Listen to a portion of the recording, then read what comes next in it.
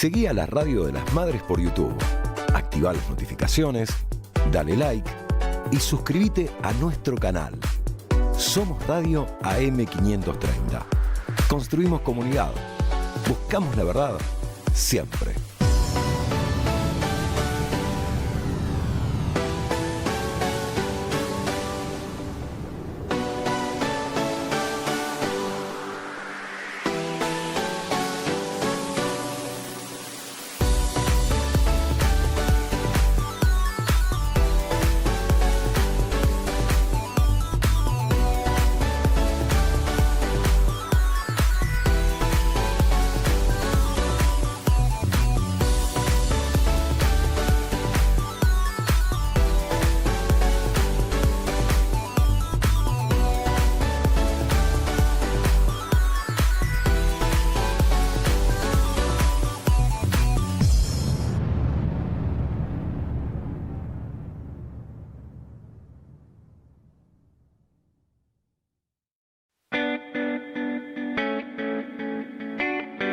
Seguí a la Radio de las Madres por YouTube. Activá las notificaciones, dale like y suscríbete a nuestro canal. Vamos a partir de este momento nuestro cotidiano ejercicio de radio. Sí, al fin y al cabo de las cosas, la radio es un asunto que nos funciona, decía Eve de Bonafini, en los teatros de la mente. Nosotros presumimos que podemos compatibilizar nuestras imaginaciones. Y entonces, como hacemos de lunes a viernes, de 14 a 16, aquí en la M530, somos radio, la radio de Madres de Plaza de Mayo, les contamos que creemos tener un avión. Que ese avión es un Mirage y que tiene muchas ganas de volar, pero para eso necesitamos consentimiento. ¿Están ustedes dispuestos a volar con nosotros? Si así fuere, por favor ajusten sus cinturones de seguridad, que nosotros haremos lo propio. Señorina Marina Glesser, ¿cómo le va a la chica 10? Muy buenos días para vos, Carlos, y para mí también, y para el compañero acá, Pablo Hacker. La verdad que un buen día. Ha sido un buen día, va siendo un buen día. Señor Pablo Hacker, ¿cómo le va? Muy bien también, muy contento.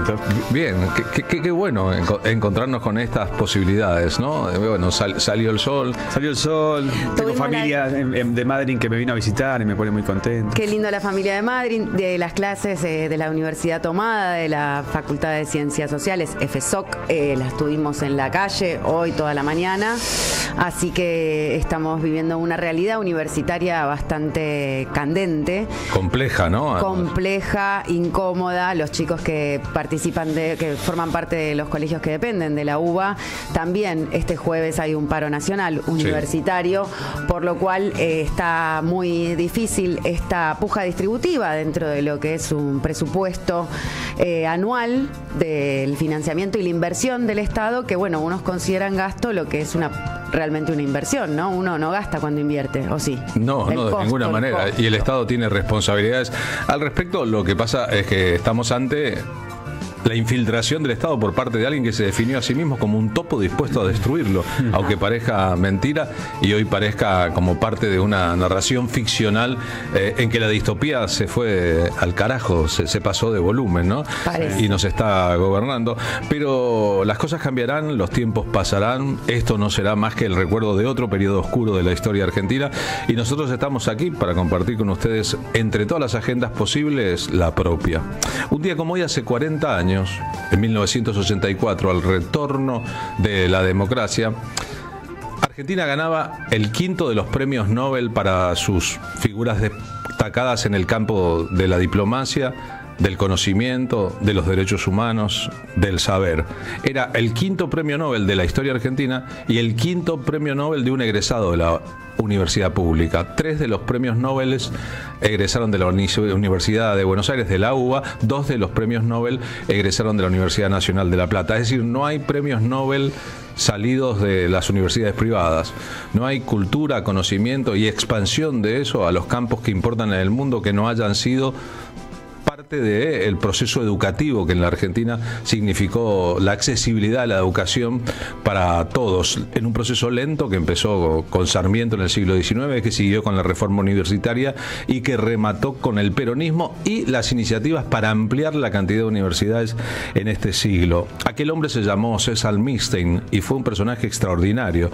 Hace 3, en 2021, cuando se cumplieron 100 de su nacimiento, el Estado argentino lanzó un programa llamado el Año Milstein, en que de 1000 formas distintas se homenajeó a aquel tipo que fue un ejemplo en todos los sentidos, desde el resultado de sus investigaciones, que lo convirtieron en una luminaria mundial, hasta la decisión que tomó sobre las patentes, de que no hubiera negocios de las multinacionales con las patentes, sino que quedara su aporte a la ciencia para el libre uso. Desde el momento en que se fue de la Argentina durante una dictadura militar, cansado de los atentados contra la educación y la salud pública de los gobiernos dictatoriales, y en el exterior hizo una carrera impresionante.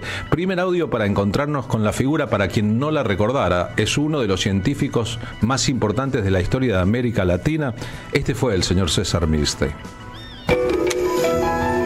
César Milstein nació en Bahía Blanca, provincia de Buenos Aires, el 8 de octubre de 1927. A los 29 años se graduó de licenciado y luego de doctor en química en la Universidad de Buenos Aires. Ingresó como investigador en el Instituto Nacional de Microbiología Dr. Carlos Malbrán. Al poco tiempo obtuvo una beca y partió rumbo al Medical Center Research en Cambridge, Inglaterra, donde tendría como director de investigaciones al Premio Nobel de Física Frederick Sanger. Al regresar a la Argentina 4 años después, fue nombrado jefe del recientemente creado Departamento de Biología Molecular del Instituto Malbrán. Con el golpe militar de 1962, dicho instituto fue intervenido y César Milstein partió definitivamente a Inglaterra. En el Medical Research Council de Cambridge, comenzó sus investigaciones en el área de la inmunología sobre el proceso por el cual la sangre produce anticuerpos, es decir, las proteínas encargadas de combatir la presencia de agentes extraños. Junto a su colega George Köhler, desarrollaron una técnica para crear anticuerpos con idéntica estructura química, que denominaron anticuerpos monoclonales. Esta es una de las ceremonias de entrega del Premio Nobel, el más grande de los galardones que alientan al quehacer humano. En 1984 obtuvieron el Premio Nobel de Fisiología o Medicina por sus trabajos para perfeccionar el sistema de defensa inmunológica, con el que naturalmente cuentan los seres humanos. Este hallazgo tuvo una enorme diversidad de aplicaciones en diagnósticos, tratamientos oncológicos, producción de vacunas y en la biotecnología. César Milstein fue nombrado jefe y director de la División de Química de Proteínas y Ácidos Nucleicos de la Universidad de Cambridge, donde trabajó hasta el final de su vida. Considerado uno de los mayores exponentes de la ciencia contemporánea, murió en Inglaterra a los 74 años, el 24 de marzo de 2002. Milstein no era de chico un estudioso por excelencia, era un chico muy travieso, muy inquieto. Su mamá le daba mucha literatura para calmarlo, leyó mucho, se convirtió más adelante en un humanista que además se dedicó a la ciencia, como Albert Einstein, por dar solamente un ejemplo. Es decir, tenía una visión del mundo y la humanidad y después una explicación de ello a través del conocimiento en lo que se llama la ciencia dura. En rigor se trataba de un hijo de una familia de inmigrantes judíos radicada en la Argentina a principios del siglo, en 1913, que luego debió marchar al exilio del que ya no volvía solo para ser homenajeado. Entrevista en la Fundación Konex en 1993. ¿De qué habla Milstein, al que le quedaban todavía 9 años de vida? Habla de la importancia en el desarrollo del país de la apuesta a la tecnología y a la ciencia. La importancia que tiene la investigación básica en progresos en medicina y en biotecnología. Los anticuerpos monoclonales son un ejemplo magnífico de la importancia de la investigación básica, y no son los primeros. Toda la biotecnología ha tenido su origen en la investigación básica. Una vez le preguntaron a Usay si él creía que un país como la Argentina se podía dar el lujo de tener investigación básica. Y Usay contestó: señor, la Argentina es un país demasiado pobre para darse el lujo de no tener investigación básica.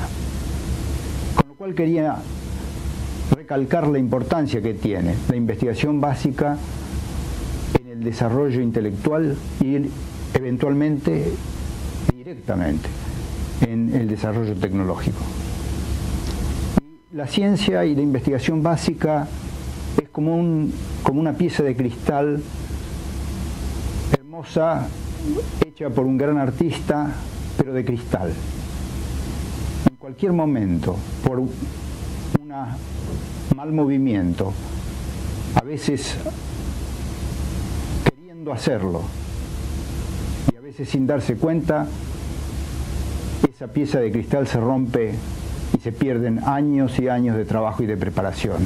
Años de preparación del taller de cristalería y años en esperar ese individuo con ese toque único para hacer esa pieza única. Hago votos para que en el futuro, en la Argentina, esa pieza se conserve y que no se produzca la rotura trágica que se ha producido en el pasado más de una vez. Mejor explicado imposible, ¿no? Como si fuese un cristal, una obra de arte que es al mismo tiempo poderosa y de extrema debilidad.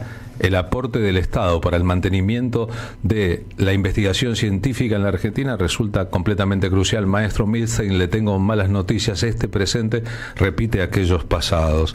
Estudió en la Universidad Nacional de Buenos Aires, se graduó de licenciado en Ciencias Químicas en la Facultad de Ciencias Exactas y Naturales cuando tenía 25 años, 4 más tarde. Recibió su doctorado en Química y un premio especial por parte de la Sociedad Bioquímica Argentina. Obtuvo su primer doctorado como químico por una tesis sobre las enzimas en la Argentina. De chico, de joven, al impulso de los sentimientos de su familia, adoraba a Severino Di Giovanni y otros líderes del anarquismo romántico y libertario de la Argentina. Después fue a trabajar a Cambridge y nunca olvidó su proceso de formación. Esto cuenta sobre lo que pasó con el Instituto Malbrán, hoy otra vez en la mira del Estado argentino, durante el gobierno de Guido, un gobierno de facto, y cómo la resistencia de los científicos a esas políticas de retroceso terminó originando su partida definitiva del país. Vuelvo a un laboratorio, a un instituto del cual yo ya era empleado, digamos, en Malbrán, el Instituto de Microbiología, y donde había habido un influjo de dinero bastante importante. Había habido mucha gente joven que había sido tomada. Así que cuando llegué a un ambiente realmente de entusiasmo. Uno piensa, en 2 años no se hace nada. No es cierto. Nosotros hicimos en 2 años, instalamos el laboratorio, conseguimos gente para trabajar local. Un premio Nobel, Lippmann, vino a visitar, quería visitar la Argentina, vino a ver y se puso en contacto conmigo porque nosotros habíamos publicado un artículo en un tema que ellos estaban trabajando y nosotros les ganamos. Para cuando este hombre llegó ya la cosa había cambiado, fue el periodo de Guido. La cuestión es que él estaba en un hotel de la tierra de nadie, los azules estaban de un lado y los colorados del otro. Y él miraba desde la pieza del hotel lo que estaba pasando. Digamos, el 90% de la culpa la tiene el golpe, la tiene el ministro, el que era ministro de Salud Pública, que con toda alevosía destruyó el instituto. Hay una renuncia masiva de los científicos, más que eso no se les puede pedir. ¿Qué pueden hacer? ¿Qué más pueden hacer? No pueden ir con ametralladoras a tirar abajo el gobierno, ¿no? Así que en cierta medida uno podría decir que la presión de los científicos fue demasiada, fue exagerada. Hubo grupos que dijeron que no había que renunciar. Yo creo que ahí fundamentalmente es el oscurantismo. El oscurantismo se hace cargo del país. Los intelectuales se tienen que ir, mejor que se vayan, si son todos comunistas y judíos. Un día vino el ministro de Salud Pública, Padilla se llamaba, vino a entrevistarnos a nosotros, a los rebeldes que estábamos así escribiendo cartas en contra de él porque él había echado al director. Y nos dijo, pero ustedes son chicos muy buenos, científicamente de mucho nivel, en este país no tienen futuro, ¿por qué no se van? No me fui porque me harté. El motivo por el cual yo renuncié fue el día que llegó una nota despidiendo a 4 empleados, 4 científicos que trabajaban bajo mi dirección. Así que yo dije que o bien renuncian, o bien los reinstalan, o yo renuncio. Yo estaba muy bien visto por el Consejo de Investigaciones. El Consejo de Investigación a mí me trató de defender. Yo apenas lo conocía al Elbar. Y lo fue a ver al ministro. El ministro lo hizo esperar 40 minutos para recibirlo. Y después le dijo que no hay nada que hacer. Entonces yo me volví a mi casa, escribí una carta a Sanger, con el cual yo había tenido ya relación. Le dije, ¿puedo volver a Cambridge? A la semana recibí una carta de vuelta diciendo a los 15 días, sí, tenés un puesto, acá está el contrato, y me volvía. Escucharon la historia, que es alucinante, ¿no? El otro premio Nobel del rubro, Luis Federico Leloir, le va a pedir al ministro de la dictadura, che, acá tenemos un genio, lo están echando, consérvenlo, déjenle su trabajo. El tipo dice, no hay caso. Y el diagnóstico de Milstein era, el oscurantismo se había hecho cargo del país, mejor que se vayan los intelectuales del país porque son judíos y comunistas. El ministro de Salud Pública nos dijo a los científicos, ustedes en este país no tienen futuro. Sobre este asunto, el futuro, ¿cómo se construye? Decir que Argentina no tiene futuro, pensaba Milstein, es decir que no tiene talento. Y entonces es inviable la idea. Argentina sí tiene futuro porque sí tiene talentos. Uno de los elementos fundamentales, quizá el más fundamental, de la forma en que se presenta lo que yo diría el desarrollo económico del siglo que viene, es profundamente tecnológico. Y la tecnología, en el fondo, lo más importante en la tecnología es el talento individual. Los grandes desarrollos, los grandes avances, están basados en talentos individuales. Decir que la Argentina no tiene futuro es decir que la Argentina no tiene talento. Y la verdad es que eso es falso.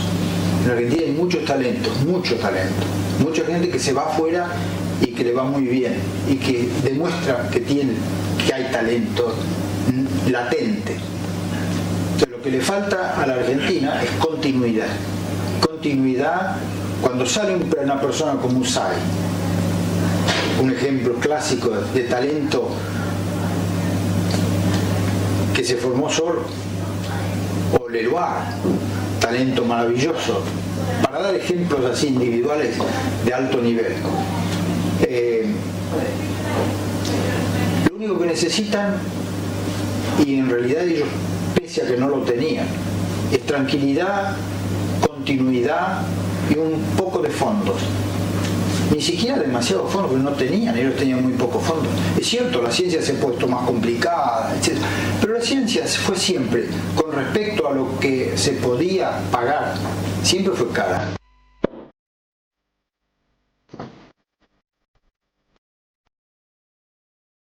Ahora son Jorge Drexler y Rubén Blades. La canción se llama El Plan Maestro. Estamos compartiendo en nuestra transmisión a través de YouTube, en el canal de la M530, las fotos de los laboratorios de Milstein.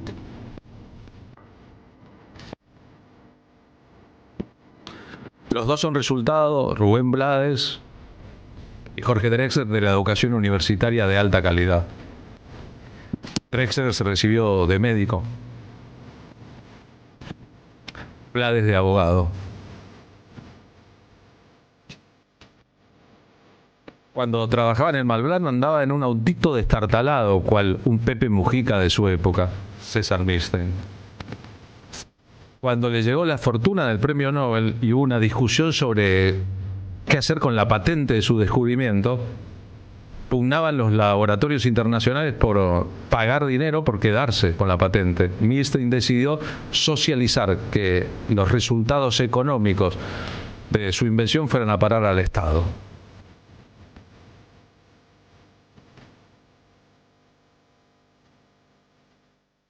En la Argentina siempre ha habido una pulsión entre bestias gobernando y los que al gobernar quieren acorralar a las bestias.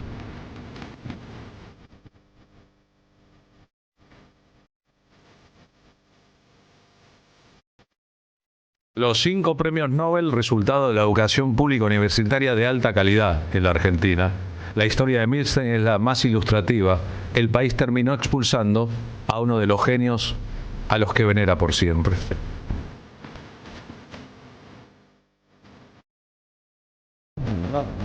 Siempre.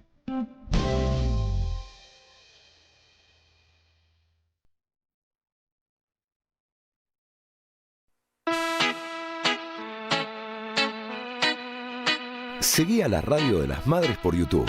Activá las notificaciones, dale like y suscríbete a nuestro canal. Somos Radio AM530. Construimos comunidad. Buscamos la verdad siempre.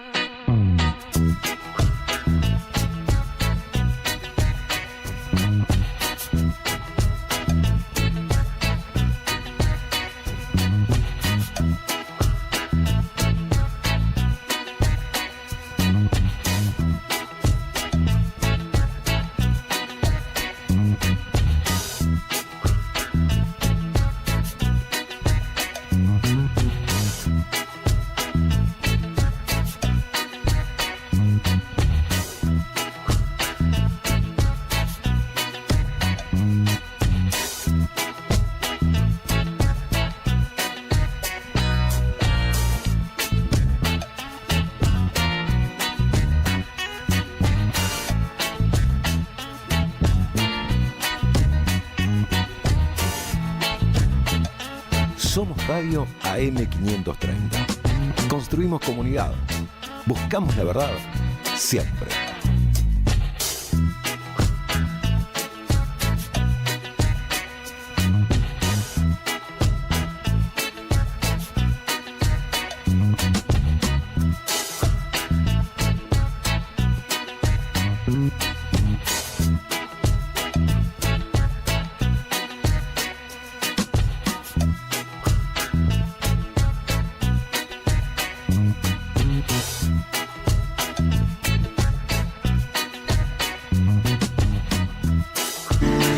Más adelante, Marina Glesser, ¿con qué nos nutrirá? Bueno, viene de visita Fermín, que es el director de la película Revelar Indicios de Identidad. Es un nuevo documental de Fermín Rivera. Dije Fermín, es Fermín Rivera, lo que pasa es que es familiar, así que estoy muy contenta de que nos venga a visitar. Es argentino, es director, productor, guionista. Dirigió Pepe Núñez, Luthier, nominada al Premio Cóndor, Huellas y Memoria de Jorge Prelorán, ganadora de 13 premios nacionales e internacionales, Apuntes sobre Clara, RJW, sobre la obra de Rodolfo Walsh, declarada de interés cultural por la legislatura de la ciudad de Buenos Aires y por la provincia de Río Negro, y continuará La resistencia del fílmico, codirigida con Emiliano Penelas.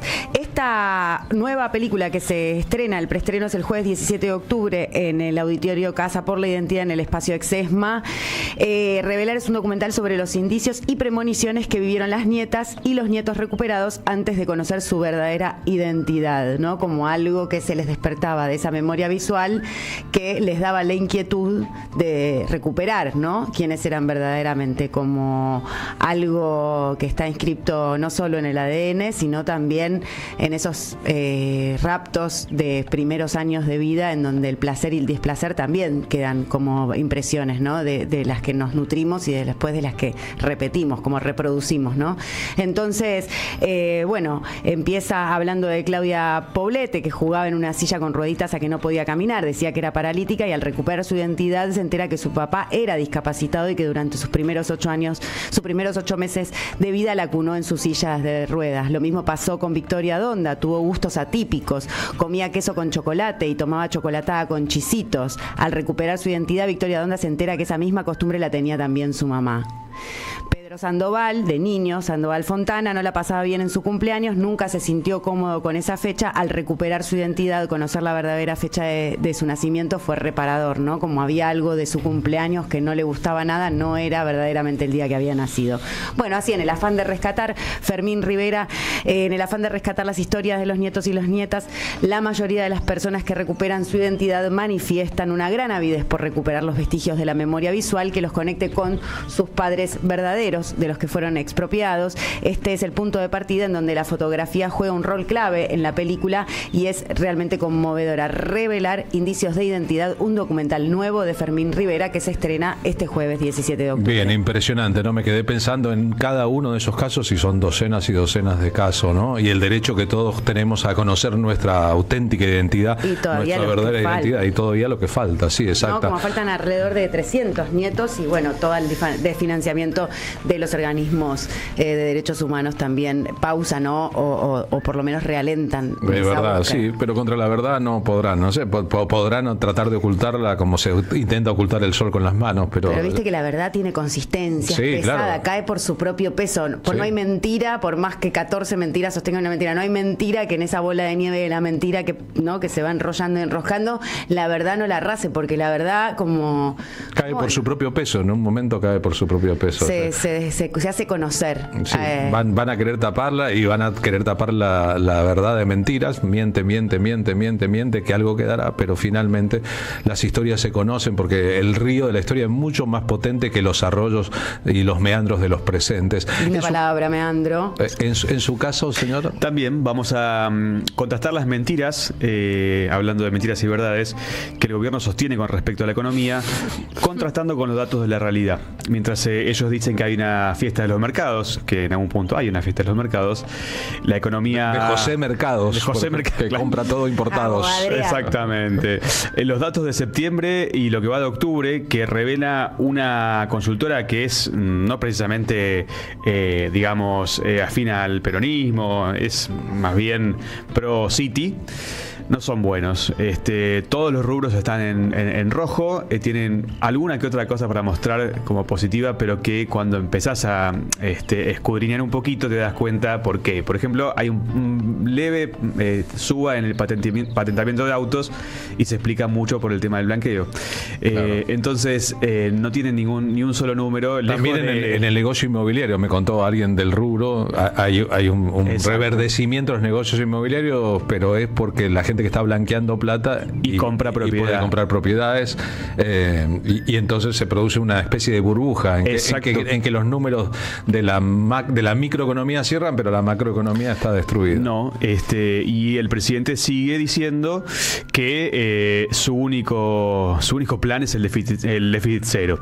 Y después hago un comentario, voy a hacer color con respecto a lo que anunciamos y dimos la primicia de el renombramiento del Centro Cultural Kirchner, como va a ser siempre, por más que ilegalmente le pongan Palacio Libertad a Domingo Faustino Sarmiento. Exactamente, ¿no? Produciendo además un conflicto de intereses que algún día vamos a descular más profundamente, porque está bien que Sarmiento tiene costados y roles llamativos en la historia, y era un bocón que decía cosas que después se volvieron contra su propia memoria, pero si Sarmiento estuviera vivo, si Sarmiento viera lo que hacen estos muchachos, haría como Alfonsín con un famoso periodista en la revista Atlántida, entraría a bastonazos a decirles: no en mi nombre, por favor, no en mi nombre. Martín Suárez en el móvil 1 de la M530 en las calles de la ciudad de Buenos Aires. Martín, ¿cómo va? Buenas tardes. Acopló y se cortó. No, sin que yo crea que entrar a bastonazos a un lugar sea un ejemplo para nadie, por otra parte, pero incluso un historiador que se llama Ricardo Tito escribió la semana anterior, tal vez ha tenido información privilegiada sobre esto, un artículo muy importante en la sección editorial del diario Clarín, sobre cuál es el verdadero Sarmiento y qué hizo de verdad Sarmiento en su época, ¿no? Que vino a significar, más allá de los que nunca leyeron a Sarmiento, nunca estudiaron a Sarmiento y repiten de memoria una frase de Sarmiento, que fue lo que hizo Sarmiento cuando fue reimportado por la Argentina desde Estados Unidos, donde era el embajador argentino y una eminencia mundial en temas de educación, y le ofrecieron venir a hacerse cargo de este país como presidente en medio de una interna entre los dos partidos liberales. ¿Cuál fue? Entre dos fuerzas liberales, en realidad. Todos nombres muy importantes de la historia, como está claro, ¿no? ¿Y cuál fue el aporte de esa mirada europeísta y estadounidencista de Sarmiento sobre esta sociedad, que empezó por organizar un Estado y siguió por un plan de obras gigantescos que incluyó la educación pública, el Colegio Militar de la Nación, el zoológico de la ciudad de Buenos Aires, pero básicamente una confianza en la potencia del Estado para nivelar las desigualdades? Este gobierno hace exactamente lo contrario. Martín, te teníamos y te perdimos, pero así es la vida. Y viste, ¿está todo privatizado o está todo estatal? No me queda claro en qué manos está la telefonía. Creo que está... Bueno, cuando se privatice va a estar mejor, dicen algunos. Dijiste claro que sabemos que está en manos de los privados. Qué desastre, Dios mío. Bueno, hablando de transferencias de lo público a lo privado, también vamos a estar lo que ocurre en el Hospital Garrahan, porque hace minutos, Carlos, terminó una nueva asamblea donde determinaron que el próximo 22 de octubre van a realizar una nueva jornada de paro y movilización, un paro que viene en contexto desde hace meses, desde que asumió Javier Milei, porque los salarios están congelados, cayeron un 50%, no tienen aumento, y el único aumento que le dieron fue el que cerró UPCN, que hace días viene pidiendo renovación del peronismo y está la misma persona al mando del gremio desde hace más de 30 años. En estas últimas horas están diciendo los trabajadores del Garrahan que si no mejoran la situación salarial de todos los trabajadores podría empeorar las medidas de fuerza en los próximos días. Este nuevo paro anunciado para la semana que viene también se da en el marco de la intención de Javier Milei de terminar con los hospitales públicos nacionales, algo que se hablaba entre sombras como un rumor, que fue confirmado, que la verdadera intención del gobierno nacional es traspasar los hospitales de las diferentes jurisdicciones a manos de esas provincias y también de la ciudad de Buenos Aires. Los trabajadores del Hospital Garrahan aseguran que cada vez más profesionales pasan del sector público al sector privado porque los salarios están cada vez más devaluados, más precarizados, y aquí existe, ¿no?, la verdadera realidad que ocurre detrás de todo lo que podemos especular. Al vaciar los hospitales, al bajar los salarios, la transferencia de lo público a lo privado se da de manera automática. No solamente con los recursos de insumos y elementos que necesitan, sino sobre todo con recursos humanos, con profesionales de la salud en diferentes especializaciones que pasan a sanatorios o clínicas privadas porque tienen mejores salarios. Hablamos con Alejandro Lipkovich, él es trabajador del Hospital Garrahan y secretario general de la Junta Interna de ATE, que brindó algunos detalles de las mociones aprobadas en esta asamblea que terminó hace unos minutos. La Asamblea General del Hospital Garrahan tiene como uno de sus principales puntos a resolver lo que sin duda va a ser una gran jornada de lucha por la salud el próximo 22 de octubre, en el Garrahan con un paro y además en una movilización en la que vamos a confluir con residentes de otros hospitales y en la que procuraremos obtener una coordinación de todos los hospitales que hoy están abiertamente amenazados por el gobierno, como ha confirmado el jefe de gabinete Francos respecto de los hospitales nacionales. En el Garrahan venimos en un conflicto que se inició por los salarios y que continúa porque no ha habido respuesta alguna, pero que es mucho más amplio, tiene que ver con las condiciones de trabajo, tiene que ver con la defensa de la salud pública, y por eso esperamos que tanto el paro con movilización del próximo 22 como otras iniciativas que vamos a tomar se sigan sumando más compañeras y compañeros para ponerle un freno a este gobierno que tiene un plan criminal respecto a la salud. Este gobierno que tiene un plan criminal respecto a la salud pública, lo dijo Alejandro Lipkovich, es el delegado, el secretario general de la Junta Interna de ATE dentro del Garrahan. Bueno, paro el próximo 22 de octubre, una nueva medida de fuerza por parte de los trabajadores del Garrahan, porque la situación, Carlos, lamentablemente no da para más. Y el Garrahan es un hospital ejemplar en todos los sentidos desde el mismo momento de su fundación. Un abrazo grande, ¿eh?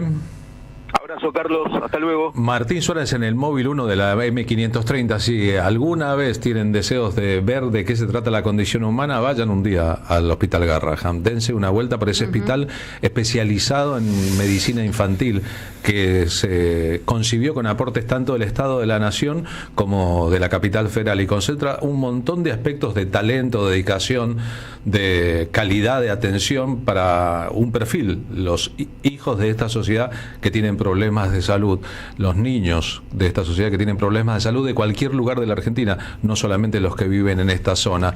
La condición humana, eso, los que ponen su talento y su expertise al servicio de la salud de los otros, mientras detrás un Estado quiere desfinanciar, aunque parezca mentira, para terminar apoyando la medicina privada en la Argentina. Dice un refrán popular que hay una canción de Charly García para cada tema que tratemos en la vida. Charly, ¿escribiste algo sobre los mercados?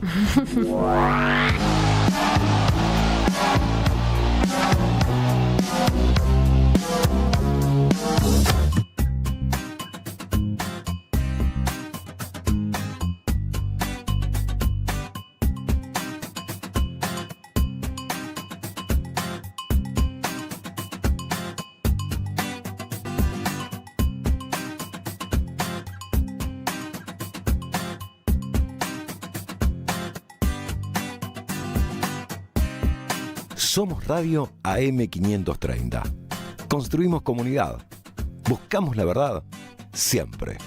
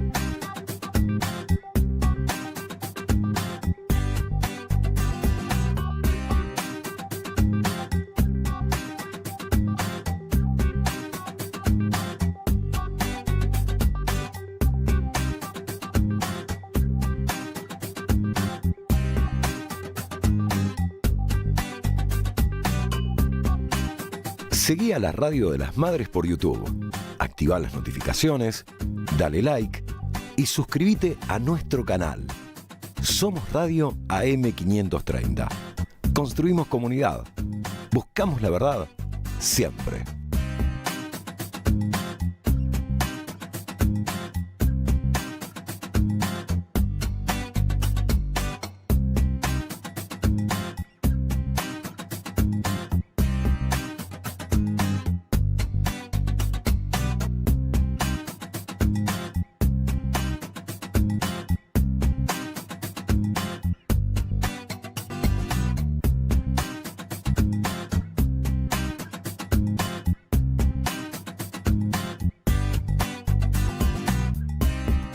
Somos Radio AM530. Construimos comunidad. Buscamos la verdad siempre.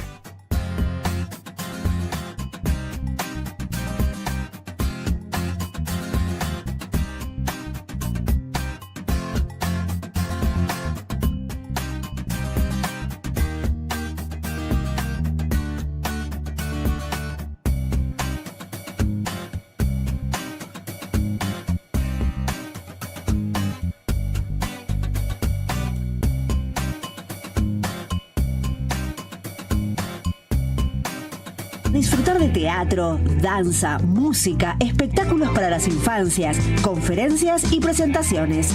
Podés compartir un rico café o leer un buen libro en la calidez de nuestra planta baja.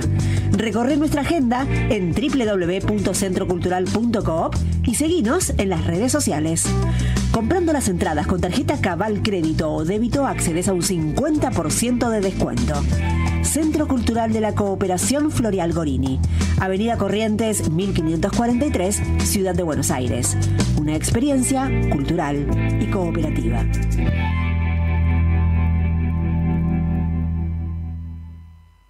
La Municipalidad de Pehuajó sigue inaugurando obras en 2023. Cierre del primer basural a cielo abierto de la provincia de Buenos Aires. Nuevo complejo ambiental. Jardín 919. Centro de Atención Temprana Dr. Ferreira. Complejo cultural. Nueva guardia del hospital. Más de nuevas 200 viviendas. Pehuajó. Gestión Pablo Javier Zurro. Atención, atención. Tenemos que prevenir el dengue. Lava, tira y gira. En la provincia de Buenos Aires la prevención es todo el año. Ingresa a gba.gov.ar/dengue y conoce más. Gobierno de la provincia de Buenos Aires. Hoy estamos intentando también a través de la cultura. Queremos promover la cultura. Pero es parte del cambio cultural, ¿no? Digamos, si nosotros ganamos esa batalla cultural, más o menos, ¿cómo te podría decir? Hasta que esta batalla la podamos ganar. Cultura es la sonrisa que brilla en todos lados. No dejes que nos venzan. La batalla contra las imposiciones culturales hegemónicas la libramos todos sumándonos al Club de Oyentes de Carlos Polimeni por una mínima contribución mensual. Obtené descuentos, promociones, beneficios, participá de sorteos y regalos. Entrá al Facebook del Club de Oyentes de Carlos Polimeni y seguí los pasos. Sumate, sé parte. Juntes en la misma sintonía. Club de Oyentes de Carlos Polimeni.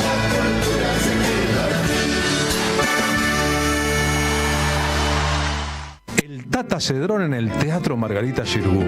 Domingo 17 de noviembre, 19:30 horas. El Tata presenta Flor de la Banda Oriental, canciones de Osiris Rodríguez Castillo, visitadas en canto y guitarra por Juan el Tata Cedrón y Alejo de los Reyes. Artistas invitados: Isol y Melingo. Me llaman la galponera y es milonga de fogón. El Tata está cumpliendo 60 años de trayectoria. ¿Venís a festejarlo con nosotros? El 17 de noviembre en el Teatro Margarita Xirgu, Chacabuco 875, San Telmo. Entradas anticipadas con descuento en Passline. Invita a M530. Somos Radio. Que lo mismo vive a monte si le niegan el galpón.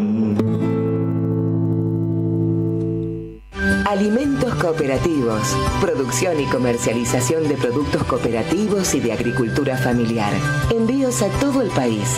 Por pedido, envía tu mensaje al 11 34 31 2928. Seguinos en Instagram como @alimentoscooperativos. Necesitamos la energía para vivir. Aprendamos a cuidarla. Ingresa en edenor.com/consumo. Seguí nuestros consejos para disminuir tu consumo y ahorrar en tu factura. Seamos conscientes. Valoremos la energía. Edenor, 30 años de energía argentina en evolución. AM530 Somos Radio. Buscamos la verdad siempre. La mañana ya pasó con sus urgencias. Ahora bajamos un cambio. Nos tomamos un café y juntos disfrutamos de la radio.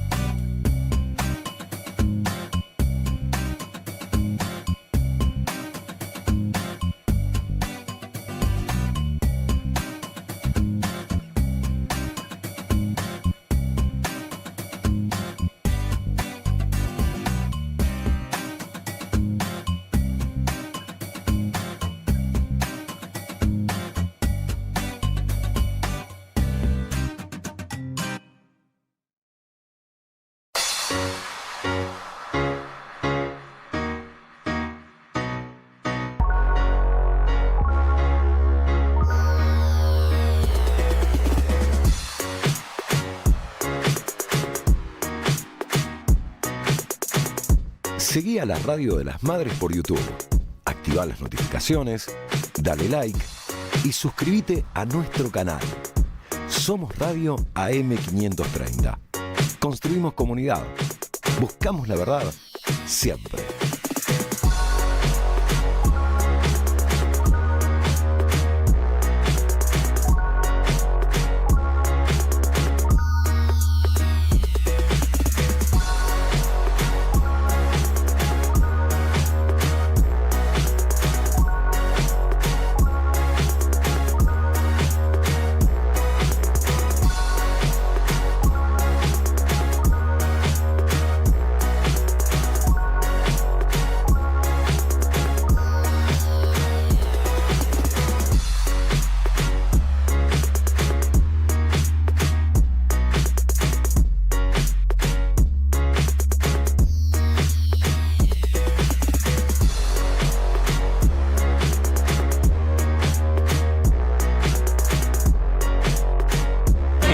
Victoria Clara de Versuit Vergarabat, nos metemos en el tema que viene en el programa. Marina Glesser.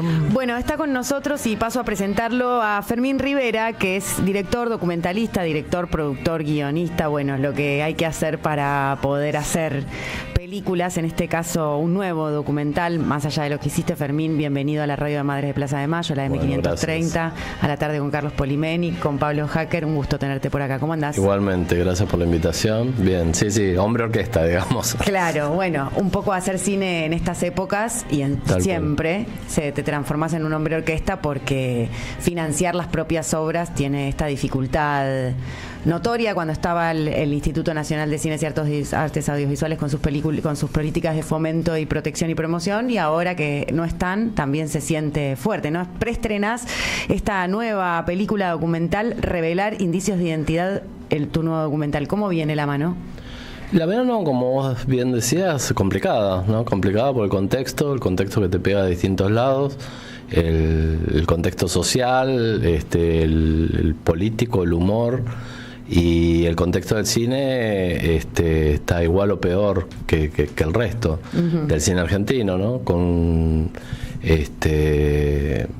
muy poca apoyo y compitiendo directamente con películas extranjeras a la par. Los tanques internacionales. Exacto. Bueno, más allá de esta cruda realidad y deficitaria, ¿no? Porque, se produce para un saco roto, se pierden inversiones, se pierde la rentabilidad, se pierde el valor agregado, se pierde la calidad. Bueno, un poco como pasa con la universidad, con nuestros jubilados y jubiladas, con nuestra salud pública, que recién en el móvil lo decía Martín Suárez, y también con nuestra cultura nacional, se ve tan desmerecida y desvalorizada que no hay que igual dejar que nos quiebren la moral o que nos oraden la autoestima, porque no tengo dudas, al haber visto otros documentales tuyos, de que tiene esta calidad, sobre todo por la temática de lo que trata Revelar, que es sobre los indicios y premoniciones que tuvieron o que vivieron las nietas y los nietos recuperados antes de conocer su verdadera identidad, ¿no? Que cómo llega un nieto o nieta a saber que fue un nieto apropiado por otras familias que no eran suyas, ¿no? Claro. Que ese terrorismo de Estado que muchos niegan hoy por hoy, que también es una realidad muy dura, cómo traer de nuevo al debate y al poder ver una pieza audiovisual que trate este tema. Contanos un poco. Los protagonistas son además nietos y nietas que nosotros conocemos por su militancia en la búsqueda de otros, como ellos llaman hermanos y hermanas, o nietos y nietas, que son Lorena Batistiol, Pedro Sandoval Fontana, Claudia Poblete, Horacio Pietragala Corti, Guillermo Amarilla Molfino, Victoria Donda Pérez, Guillermo Pérez Rosenblit, Leonardo Fossati Ortega, y también con la colaboración de Ángela Urondo Raboy con la lectura de su libro ¿Quién te crees que sos? Está todo dicho. Bueno, pero bueno, qué sé yo, el proyecto surgió así, surgió con un tema que a mí me movilizaba un montón, que creo que a todos como sociedad, ¿no? Porque el tema del terrorismo de Estado, pero a su vez que te roben la identidad, que te cambien el nombre, que te oculten, y que, como en algunos casos, que te pongan fecha de nacimiento determinada, como el 24 de marzo o el Día del Ejército, da cuenta de una crueldad muy, muy grande, ¿no? Pero el documental, tiene un espíritu, una impronta de encararlo desde la reparación, ¿no? Y ver cómo estas cosas, cómo estos indicios que están prácticamente en todos los intervinientes que participaron del documental, se mantienen, se sostienen. Claudia Poblete, por un caso, ella cuando era chiquita jugaba a que no podía caminar y usaba una silla de oficina como si fuera una silla de ruedas, y los apropiadores le decían: no hagas eso porque va a llamar a la desgracia. Y les molestaba mucho, y era una reacción desmedida lo que le decían. Y cuando ella recupera la identidad, se entera que su papá no podía caminar, que era discapacitado, y hasta los 8 meses la llevaba en la silla de ruedas a UPA, y hacían un juego con la mamá, los tres, que les gustaba mucho y que a ella le daba mucho placer desde chiquita. Entonces, o por ejemplo, ella tenía un muñequito que usaba por todos lados que se llamaba Pepe, que le había puesto ella de nombre Pepe, y cuando recupera la identidad se entera que a su papá todo el mundo le decía Pepe, se llamaba José, pero todos les decían Pepe. Entonces, yo empecé a investigar ese patrón o esa cantidad de casos, que hay muchos, ¿no? A Pedro Sandoval, por ejemplo, siempre le molestó que le festejaran de chico los apropiadores el cumpleaños, ¿no? Siempre le molestaba, no le gustaba que se lo festejaran. Y con el agravante que a él lo anotaron el 5 de abril, que era el día que cumplía el hijo biológico de los apropiadores 14 años mayor. El mismo día tenían el cumpleaños de los dos, ¿se entiende? Entonces, cuando recupera la identidad se entera que la fecha aproximada sería 28 de diciembre y ahí entendió o le cerró eso que era tan raro que de chico no le gustara festejar su cumpleaños, ¿no? Entonces, en ese patrón de tantos datos y de tantas constantes similares, como Victoria Donda comía cosas raras, pero entre ellas queso con chocolate. Queso con chocolate como si fuera queso y dulce, pero queso con chocolate. Y la familia de los apropiadores se burlaban, le hacían comentarios raros y demás. Cuando recupera la identidad se entera a través de su abuela que su mamá hacía exactamente lo mismo. Bueno, ese es el patrón un poco del documental, cómo pasan estas cosas de generación a generación y cómo la identidad persiste, se mantiene, amén de otras características por ahí más militantes o más revolucionarias, si se quiere, que tenían la mayoría de estos nietos. Y bueno, como también lo que pasaba con la fecha de cumpleaños, lo que pasaba con el nombre, distintas cosas que a algunos les costó más, a algunos les costó menos. Algunos escucharon su nombre después de haber nacido durante varios meses, otros lo habrán escuchado en la panza de su madre. O Leo Fossati, Leo quería ponerle a su hijo mayor, quería ponerle Leonardo, teniendo otro nombre él cuando fue papá. Qué fuerte. Sí, es fuertísimo, eso. Es muy fuerte. El Leonardo, que se llamaba Leonardo, pero que no sabía que se llamaba Leonardo, le quería poner Leonardo a su hijo, ¿no? A su hijo. Pensé en el primero de los casos que contaste, ¿no? Una bebé que a los 8 meses fue separada de sus padres, pero que parecía tener el recuerdo de la silla de ruedas de su padre cuando ella misma jugaba. La ciencia que dice sobre desde cuándo uno tiene recuerdos propios, ¿no? Porque si uno piensa en su propia vida, ¿qué es lo más lejano de lo que uno se acuerda? Y seguramente es a los 2 o 3 años, no a los 8 meses. Claro, lo que pasa es que el primer año de vida, lo dice Piaget, Jean Piaget, lo dice Winnicott, está conformado en la psiquis de los seres humanos, todo lo que es la fijación, la primera impresión del placer y del displacer, por lo cual ahí está arraigada una memoria que después no puedes pasar al lado del consciente, pero que está profundamente en tu inconsciencia, por lo cual existe tu primer año de vida como fundante de la persona que sos. Por eso es el más importante. Claro, pero el perverso polimorfo que somos, hablando en términos hasta freudianos. Hasta los 4, porque entonces, crié dos mentes, además de la mía. Lo que quiere es el principio del placer y las premoniciones es la intuición de la verdad antes de conocer la verdad. Exacto. Bueno, hay una frase muy parecida que dice Guilla Amarilla, ¿no? Que él a los 5 años fue a la apropiadora a buscarlo al jardín de infantes y él lo toma de la mano y él le suelta la mano y le dice: soltame que vos no sos tu mamá. Y él dice eso, le dije una verdad antes de conocerla. Pero le dijo: soltame que vos no sos mi mamá. Exacto. Era el apropiador varón. La apropiadora. Claro. A los 5 se lo dijo. A los 5. Y él en realidad no se acordaba por la reacción que él vio en la apropiadora, y cuando él recupera la identidad, la apropiadora le hizo acordar de esa situación que habían vivido. Porque en ese caso la apropiadora quedó en buenos términos. Le reconoció, digamos, más o menos. Claro, sí. Bueno, cuando ya cada caso es diferente, ¿no? Cada caso es diferente. En el caso de Leo Fossati fue una adopción de buena fe. Bueno, hay distintos casos, pero en el caso de Guilla Amarilla, y hay muchas idas y vueltas, ¿no? El proceso es como largo, ¿no? Y cada proceso es un mundo, claro. Sí, muy, muy movilizante, muy arduo. Está bueno recordar que vulnerar la identidad de una persona es un delito de lesa humanidad, porque digo, en esta cultura está por demás naturalizado los hijos bastardos, ¿no? En este sentido, digamos, de que hubo un programa sistémico de robo y apropiación de bebés. A eso iba a ser. Y que no pasó prácticamente en ningún país del mundo, ¿no? Exacto. Tal vez pasó un poco en España con el franquismo, pero no hay antecedentes de un plan sistemático. Así como acá no. Luego negado, por otra parte, ¿no? Claro, pero está probado, digamos. Eso está probado. No, por más que discutan, que embarran la cancha, que digan lo que quieran, eso está probado. Y volviendo un poco a lo que comentábamos antes, un poco el documental también, yo investigué un poco con psicogenealogía, que es una rama de la psicología que trabaja justamente en esto, cómo pasa de generación en generación. Y bueno, esta cosa simbólica, ¿no? Sí, en un lugar simbólica y en otro lugar como muy concreta, ¿no? Claro, bueno, sí. Muy concreta también. Y que, bueno, también tuvo la psicogenealogía, tener un trabajo terapéutico muy puntual ante determinadas patologías también, que fue como muy trabajado, muy reconocido en parte, ¿no? No por ahí, por la rama más dura, pero Sonia Villani, que es una psicóloga, me ayudó un poco a este tema, inclusive llegué a entrevistarla, pero bueno, el documental fue yendo más hacia la parte más humana que científica, digamos, o que psicológica.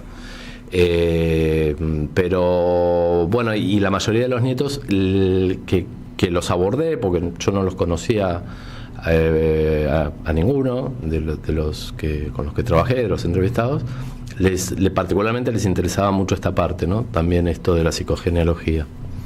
Claro, a ellos al recuperar su verdadera identidad, me imagino también que las inquietudes que te deben surgir. Muy traumática la situación de recuperar una identidad y desprenderse de otra. Desprenderse de la otra, porque además hay una que fue falsa tanto tiempo y es un desprendimiento también de algo que lo tuviste arraigado mucho tiempo. Y ¿no? en muchos casos, recién se mencionó uno acá, los apropiadores habían actuado de buena fe. Los que técnicamente son apropiadores no sabían el origen de los chicos ni se lo preguntaban. En otros casos sí. Claro, en realidad los padres adoptivos en los casos de adopción de buena fe, porque los apropiadores fueron los que robaron a los niños y los dieron en adopción, ¿no? O el apropiador también es el que se los queda. No, el apropiador es el que se los queda. Claro, el que se los queda también. En general hay entregadores, hay como tienen algunas figuras por ahí diferentes. El caso por ahí más conocido es el de Vicky Donda, ¿no? Claro. Con el tío y demás. Pero que tenía su tío represor, ¿no? Claro. Su hermano del papá revolucionario. Claro, y responsable de las muertes. Y una hermana que piensa distinto de Victoria Donda y que se quedó del lado de los apropiadores. Es un caso extremo, pero no es el único caso extremo, ¿no? Es que el terror hace eso, ¿no? Esquirla. Sí, divide, separa, etcétera. Victoria Donda, de todas maneras, hasta donde yo sé, es nuestra compañera aquí en la radio, siguió visitando a su apropiador, considerándolo también parte de su familia, pese a que estaba condenado por su propia apropiación, ¿no? Sí. Bueno, un poco lo que creo que ya lo plantea en su libro, el tema de la relación, del vínculo, del afecto, de lo que le dice lo que ella siente, ¿no?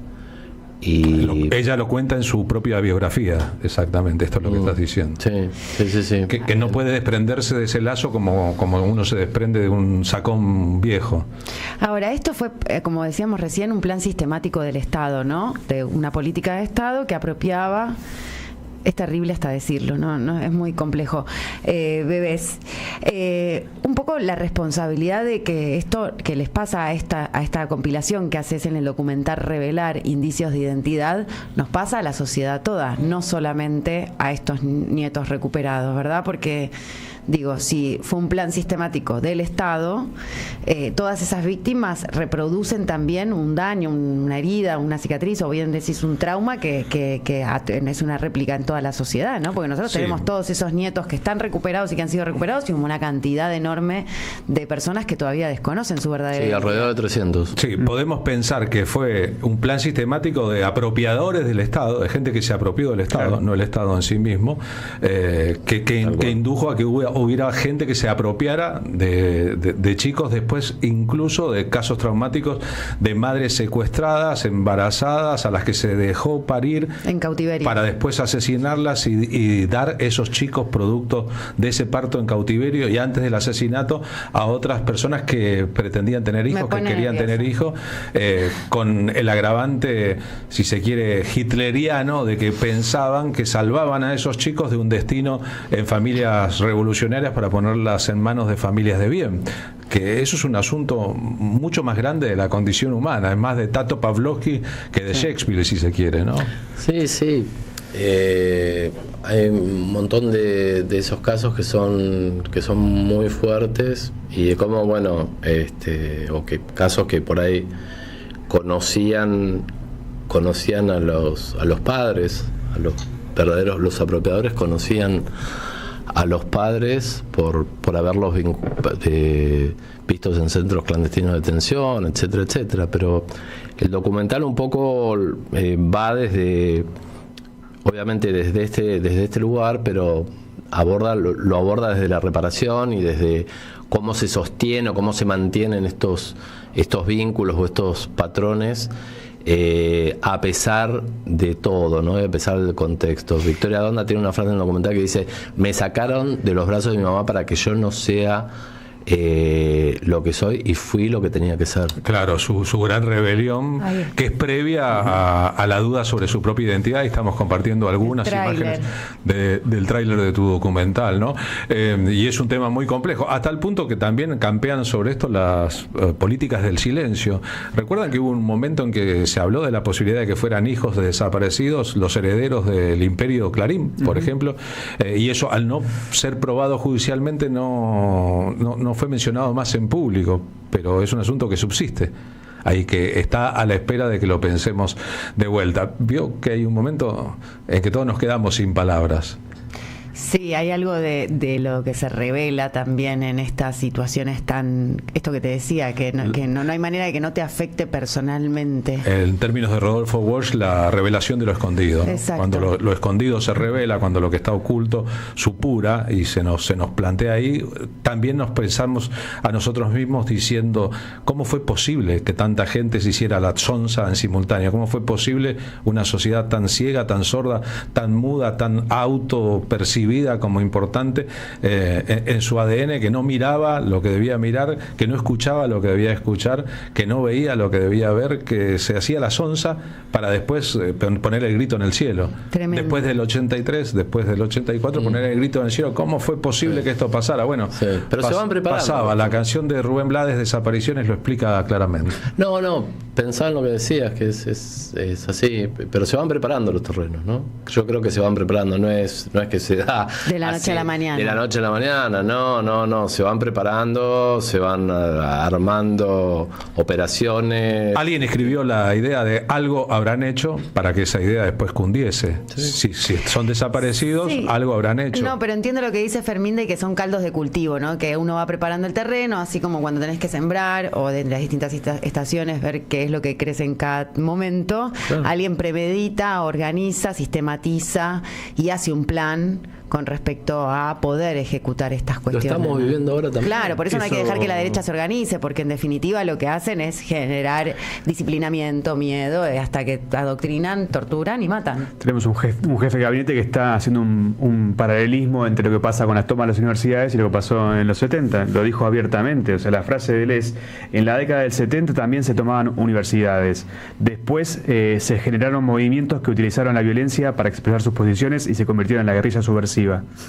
Entonces digo, es serio, porque esto lo volvemos a ver, ¿no? Usted sabe lo que está haciendo su hijo hasta ahora, decía una publicidad de la dictadura, mientras mostraba a jóvenes estudiantes leyendo libros de clásicos teóricos de la izquierda. Es terrible. Y para que eso ocurriese y que la sociedad metabolizara eso, para que los padres se preguntaran, ¿saben qué están haciendo sus hijos ahora? Hizo falta una enorme complicidad de los medios de comunicación. Los que estaban intervenidos por el Estado no tenían más remedio, pero los medios no intervenidos por el Estado fueron completamente funcionales, incluso con publicación de notas falsas y esa sensación que quedó en la sociedad de que si había desaparecidos era mentira y muchos estaban de vacaciones en Europa. Digo, hace falta también una gigantesca inocencia de parte de la propia sociedad para ser cómplice de tamañas mentiras y no revelarse nunca, a pesar de los evidentes indicios, porque de noche las sirenas sonaban en todos los barrios y los indicios de lo que estaba pasando estaban ante los ojos de todos, y sin embargo, como los diarios decían que fue un enfrentamiento entre dos grupos armados. Como dice Clarín de lo de la UNCI, ¿no? Que bueno, no, fue otra vez, ¿no? Clarín tergiversando y poniendo que el conflicto está en las universidades kirchneristas y no en lo que la violencia engendra violencia. Bueno, pero por suerte también existen los directores como Fermín Rivera, que nos visita hoy con esta nueva película documental que es Revelar Indicios de Identidad, que es el preestreno este jueves 17 de octubre, Día de la Lealtad, vamos a decirlo, aunque habría que resignificar el concepto de lealtad, a las 6 de la tarde en el auditorio Casa por la Identidad de Espacio Exesma, ingreso peatonal Avenida del Libertador 8151. ¿La entrada es gratuita, Fermín? Sí, libre y gratuita, sí. La entrada es libre y gratuita. Revelar es este documental sobre los indicios y premoniciones que vivieron las nietas y los nietos recuperados antes de conocer su verdadera identidad. Qué bueno que hayas hecho este documental, porque bueno, es un ejercicio, además, como toda tu filmografía, además de buen cine político comprometido y que sienta un testimonio y un precedente, ¿no? No solamente viene a entretener, sino también invita y convida a pensar y a imaginar. Sí, a reflexionar. A reflexionar un poco, y también yo también me sorprendí con el enfoque de muchos de los nietos en las entrevistas, inclusive que no faltó el humor también, ¿no? Como por ejemplo Horacio Pietragala contaba que cuando conoció a su tía en la casa de las abuelas, le vio la cara y se largó a llorar, y que él pensaba, soy horrible, lo impactó lo feo que soy, y que no era eso, sino que era la altura del papá y la cara de la mamá, ¿no? Horacio es muy alto, Horacito es muy alto, le mandamos un gran abrazo. Muy alto Horacio Pietragala, sí, verdad. 1,97. Sí, casi 2 metros. Lo vi al frente de la columna de la Cámpora, lo vimos con Rodrigo Lamardo el día de la última marcha universitaria de aquí, pasar por la puerta de la radio. Graciosos y valientes, esos nietos y nietas recuperadas, y vos también, Fermín Rivera, estaremos por allí el jueves 17 de octubre en el preestreno de Revelar Indicios de Identidad, tu nuevo documental. Fermín Rivera, muchas gracias por estar con nosotros esta tarde. A ustedes. Me quedé mirando las manos de Fermín, ¿no? Que giran y dan vueltas. Rubén Blades, Desapariciones.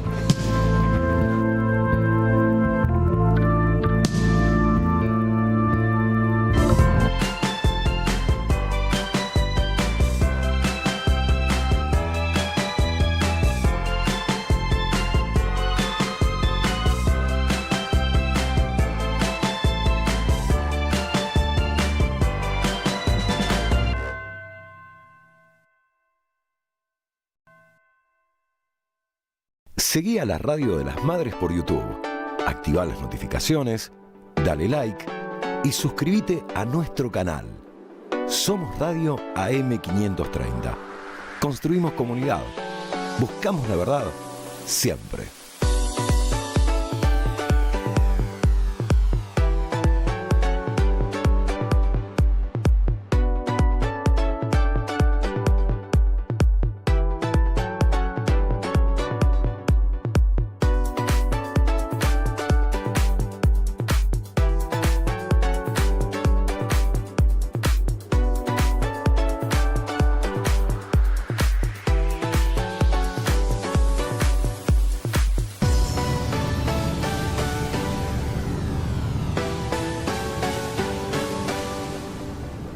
Somos Radio AM530. Construimos comunidad. Buscamos la verdad siempre.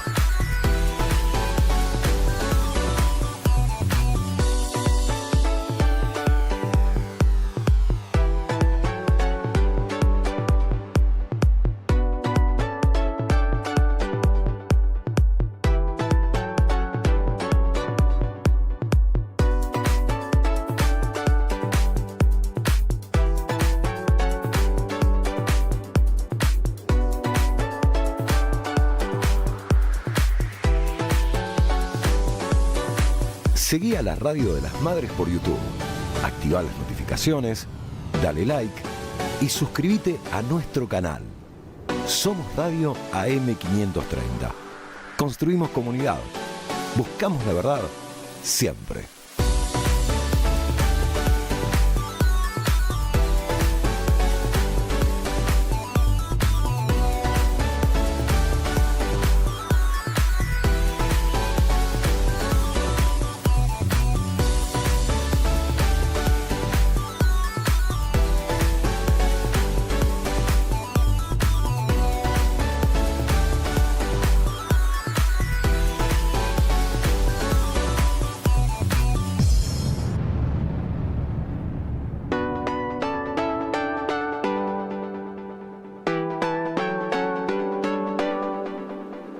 Somos Radio AM530. Construimos comunidad. Buscamos la verdad siempre.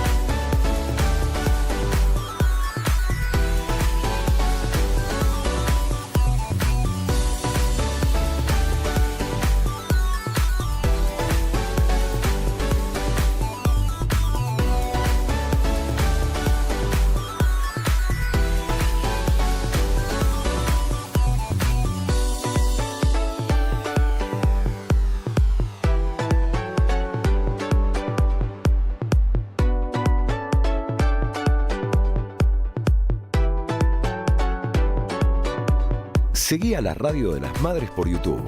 Activá las notificaciones, dale like y suscríbete a nuestro canal. Somos Radio AM530. Construimos comunidad.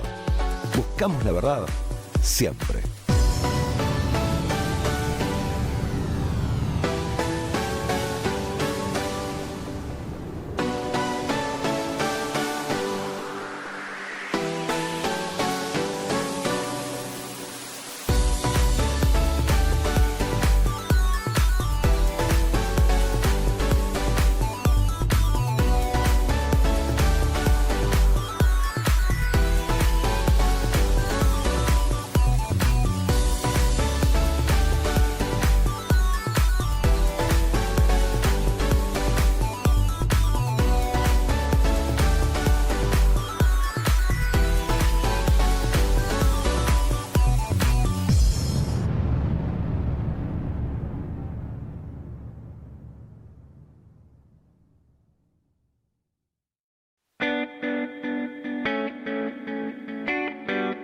Seguí a la Radio de las Madres por YouTube.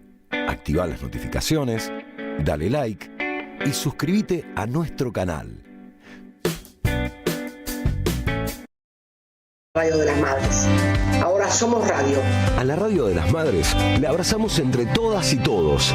Tu aporte económico es muy importante para seguir creciendo. Defendamos la memoria, un legado cargado de futuro. Súmate a este proyecto colectivo.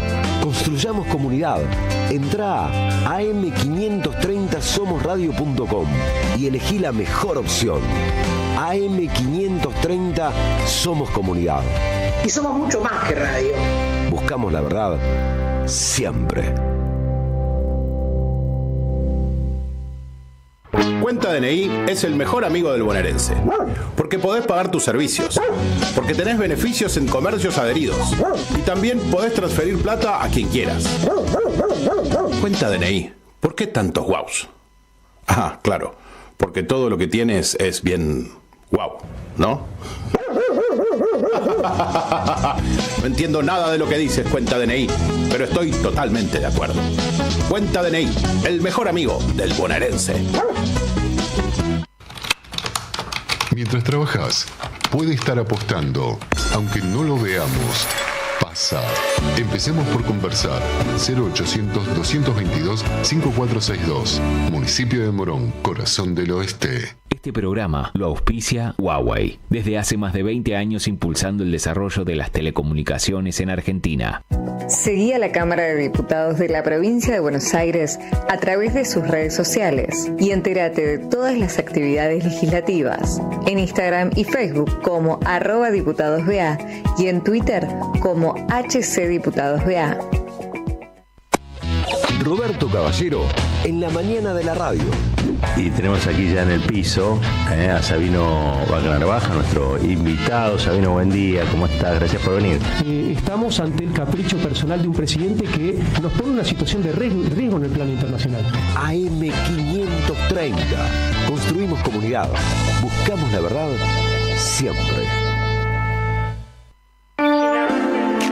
Reabrimos la inscripción al catálogo Código Provincia. Si tenés un proyecto musical, podés ser parte del catálogo de música bonaerense, que ya cuenta con más de 2.700 perfiles de artistas. Como programa del Instituto Cultural, Código Provincia es un catálogo de artistas, proyectos y música que promueve y difunde las creaciones sonoras que tienen lugar dentro de nuestra provincia. Sumate y forma parte de la comunidad cultural bonaerense. Podés inscribirte en códigoprovincia.gba.gov.ar. Tenés tiempo hasta el 16 de octubre. Café Bantú. Máquinas expendedoras de oficina y también el mejor café para tu casa. Teléfonos 4304-3927 y www.cafebantú.com.ar. Atención, atención, tenemos que prevenir el dengue. En la provincia de Buenos Aires la prevención es todo el año. Ingresá a gba.gov.ar/dengue y conoce más. Gobierno de la provincia de Buenos Aires. AM530 Somos Radio. Buscamos la verdad siempre. La tarde de la radio es con Carlos Polimeni. AM530 Somos Radio.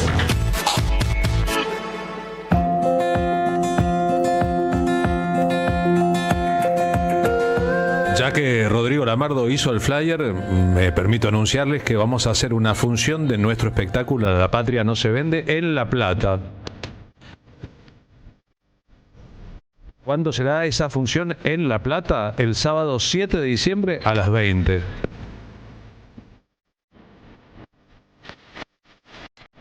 En un centro cultural que funciona en la esquina de 18 y 71. Se llama Meridiano. La esquina América en La Plata. ¿Qué hacemos? Hacemos un espectáculo de radio, café, concert, con historia, con poesía, pero preguntándonos: ¿en serio quieren vender la patria?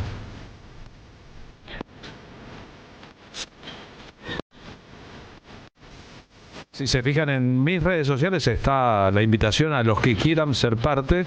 Las entradas se compran en un mail llamado polimeniproduccion@gmail.com.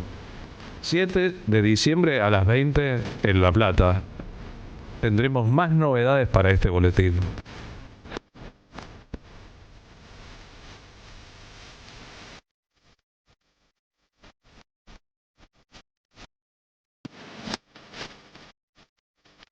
Y si le parece bien, señor Pablo Hacker, nos vamos rumbo a lo suyo. Sí, vamos. Los datos duros de la economía. Los datos duros de la economía. Estábamos mirando en el corte un informe que están dando en un canal de televisión sobre el tour de sobras en el mercado central. ¿Perdón? El tour de sobras. Hay gente que va a hacer tour para buscar las sobras del mercado central, ¿no? Gente que revuelve en las cosas que en el mercado central ya no pueden venderse. Exactamente. Y los desperdicios de la verdura y la fruta serían, ¿no? Exactamente. Y esto es un poco lo lo que venimos a graficar en esta columna de hoy, que es la contraposición entre la fiesta de los mercados que se está dando, ¿no? Quizás algunos se sorprenden, otros no, pero se está dando una fiesta de los mercados. Hay unas diferencias entre el dólar MEP, el dólar blue.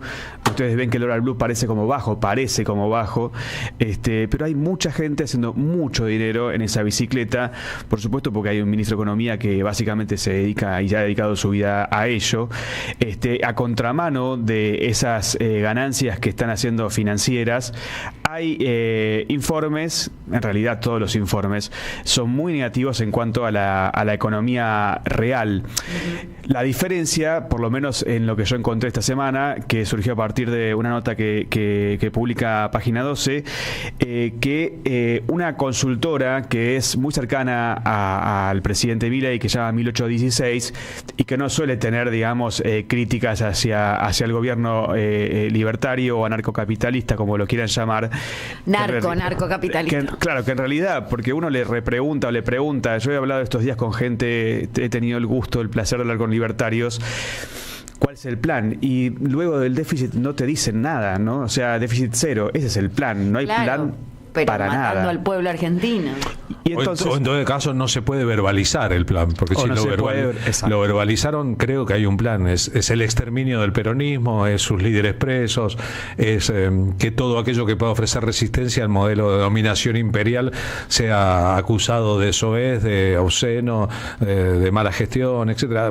Es un plan que en el 55 se llevó adelante, que muchas veces hemos visto en la Argentina. Lo que pasa es que Argentina es un país de resistencias. Exacto, que el sueldo se pauperice, ¿no? Yo creo que es central que los trabajadores seamos baratísimos para cualquier empresa. Recuerden que cuando comenzó la dictadura militar en la Argentina se había llegado en el gobierno peronista 73-76, es lo que escribe Rodolfo Walsh en la Junta Abierta, la Junta Militar, a una repartija de la torta que equivalía al 50 y 50, el 50% para los trabajadores, el 50% de los empresarios, a pesar de López Rega, de Isabel, de la AAA, la paridad, claro, a pesar de que eso era también parte de la vida pública, del asesinato del padre Mujica, del asesinato de Ortega Peña, etcétera, etcétera, la Argentina había llegado a una división de la torta entre los que producen y los que ganan con los que otros producen. Y la deuda externa de Argentina era 7.000 millones de dólares. Cuando terminó la dictadura militar, la deuda externa, que nunca se investigó, era de 35.000 millones de dólares y la torta había variado al 70 y 30. Así de sencillo, así de fácil. Sí, algo que se puede, hay muchas cosas que se pueden hacer paralelismos entre el modelo económico de la dictadura y luego el modelo económico de Macri y el actual, es justamente el endeudamiento externo cada vez más oneroso y cada vez más imposible de pagar. Sin embargo, el presupuesto 2025 lo que dice que el único objetivo que tiene es pagar la deuda externa, garantizar eso a costa de todo. Pero esta firma, 1816, que como les comentábamos, es una firma muy consultada en la City, sobre todo por los empresarios, son esas, para quien no está tan al tanto, los informes se reparten entre quienes toman decisiones en empresas a ver qué hacen o no, qué hacen con el empleo, con compra de, de bienes de capital. Y lo que viene diciendo es que el septiembre que vivimos, que acabamos de vivir, es el peor desde 2019, contando también en los años de pandemia, ¿no? O sea, en pandemia tuvimos mejores números de lo que está sucediendo ahora. Todos los números están en rojo. Como les adelantábamos antes, hay 2 o 3 que aparecen como pequeñas lucecitas, no digamos verdes, amarillas. Por ejemplo, el patentamiento de autos. Yo conversaba con gente del sector para hacer esta columna, me contaban que la fuerte sospecha, porque son las charlas que se tienen con los clientes, es que es la gente que blanquea ese dinero con el blanqueamiento, que es hasta $100.000. Entonces, bueno, también empieza a comprar, como decíamos muy bien Carlos antes, una propiedad pequeña, un auto, para después, volverlo justamente un bien tangible. Todo el resto de los números de la economía son muy, pero muy malos. Ya hemos hablado en varias columnas de el desempleo. El desempleo, según el gobierno, en los números del INDEC oficiales hablan de cerca de 130.000 puestos perdidos, que por supuesto es un número que yo no creo, lo voy a decir, no lo creo. además eso es solamente el empleo registrado, o sea que es mucho mayor, pero además también está para ver todas las encuestas, entre ellas la que hace proyección, la que hace analogías, todas las encuestas del signo político que quieras decir, te están mostrando que la preocupación se dio en cuanto a la inflación y está en primer término el tema de perder el laburo. O sea, la gente está realmente muy, muy preocupada por eso, porque además, incluso teniendo trabajo, todo nos pasará a nosotros mismos, a nuestros amigos, que no se llega a fin de mes. Entonces, a ver, vamos a decir algunos numeritos. En el tema de la industria de los metales, por ejemplo, el 50% de las máquinas están frenadas, o sea, 5 de cada 10 máquinas no están operando. La capacidad instalada, ¿no?, que es lo que se llama la capacidad instalada de una industria, que es la que luego produce, está al 50%. Hay un 50% que no está en movimiento. Es una economía que está deprimida, en recesión, y que no tiene vistas de recuperación. Vamos a escuchar al economista Sergio Chousa, que nos va a desasnar un poquito más sobre los números de estos primeros 10 meses, ya casi un año, del libertario Javier Milei. Este primer año de Milei en materia de la economía real lo que va a dejar es una caída de la producción muy severa, alrededor del 4% de baja del PBI. Es paradigmático porque se da una anomalía, que es que caiga por segundo año consecutivo el PBI, eso no es habitual. Y más aún si entendemos que la base de comparación del 2023 es muy mala por el efecto agro. Si entendíamos para este año cómo compensa el agro, estaremos hablando de una caída de alrededor de 7 puntos del PBI, es mucho. Por otro lado, la suba significativa de la pobreza, los 12 puntos hasta el dato conocido, posiblemente recorte un poco en la segunda parte del año por la moderación de la dinámica de precios, pero igualmente va a ser una suba de la pobreza muy superior a los 5 puntos en un solo año, es mucho.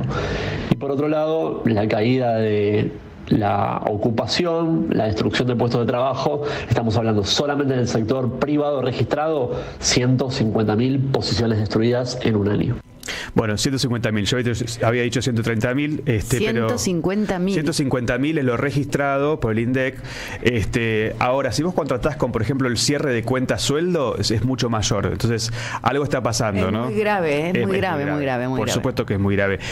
Y la UIA, que muchas veces guarda sus críticas, porque ningún industrial puede decir que le está yendo bien en este momento, guarda sus críticas. Bueno, ungieron un presidente y no se pueden retractar de la mala decisión. Claro, no pueden decir, ya, lo que pasó. Bueno, pero ya dice que hay un grado, estuvo muy bien, hay un grado de recesión, dicen, hay un grado de recesión. Es como, mira cómo te lo endulzan un poquito. Nos equivocamos, nos dicen, a ellos si te casan no les pide autocrítica, a los periodistas no les piden autocrítica de la UIA, ¿no? Y a la UCHAM tampoco, y al embajador de Norteamérica tampoco. No, hay un asunto ahí, ¿no? Con los que trabajaron. La autocrítica es solo de un sector. Sí, es un vicio de los marxistas, dijo Aldo Rico en su momento, la autocrítica, y por ahí tenía razón, ¿no? Sí.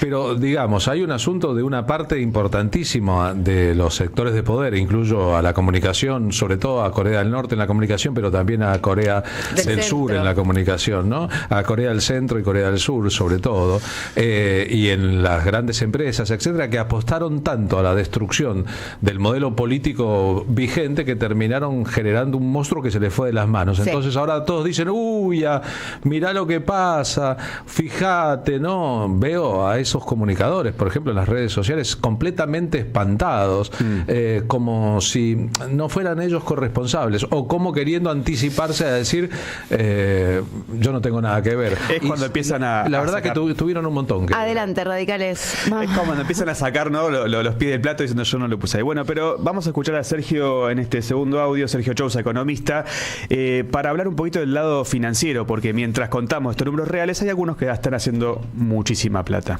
En materia financiera, en cambio, podemos encontrar un contraste por el furor que implicó para el mercado tanto el triunfo de Milei como las medidas pro mercado que tomó, las medidas de excesiva austeridad, un ajuste interminable y ningún tipo de condicionamiento político-social a la hora de implementar ese programa contractivo en materia monetaria y fiscal. Eso el mercado lo ve siempre con buenos ojos y por eso pagó Argentina. Lo que pasa es que A pesar del paradigma liberal libertario que abraza ideológicamente Milei, hoy el mercado, en particular el dólar, está lejos de funcionar de forma libre.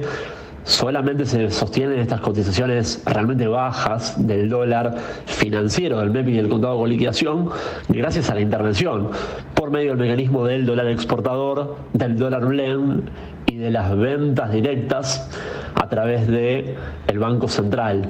Eso este año va a costar la friolera de casi 20.000 millones de dólares. Es mucho y es lo único que permite mantener la ficción de la olla a presión del dólar barato.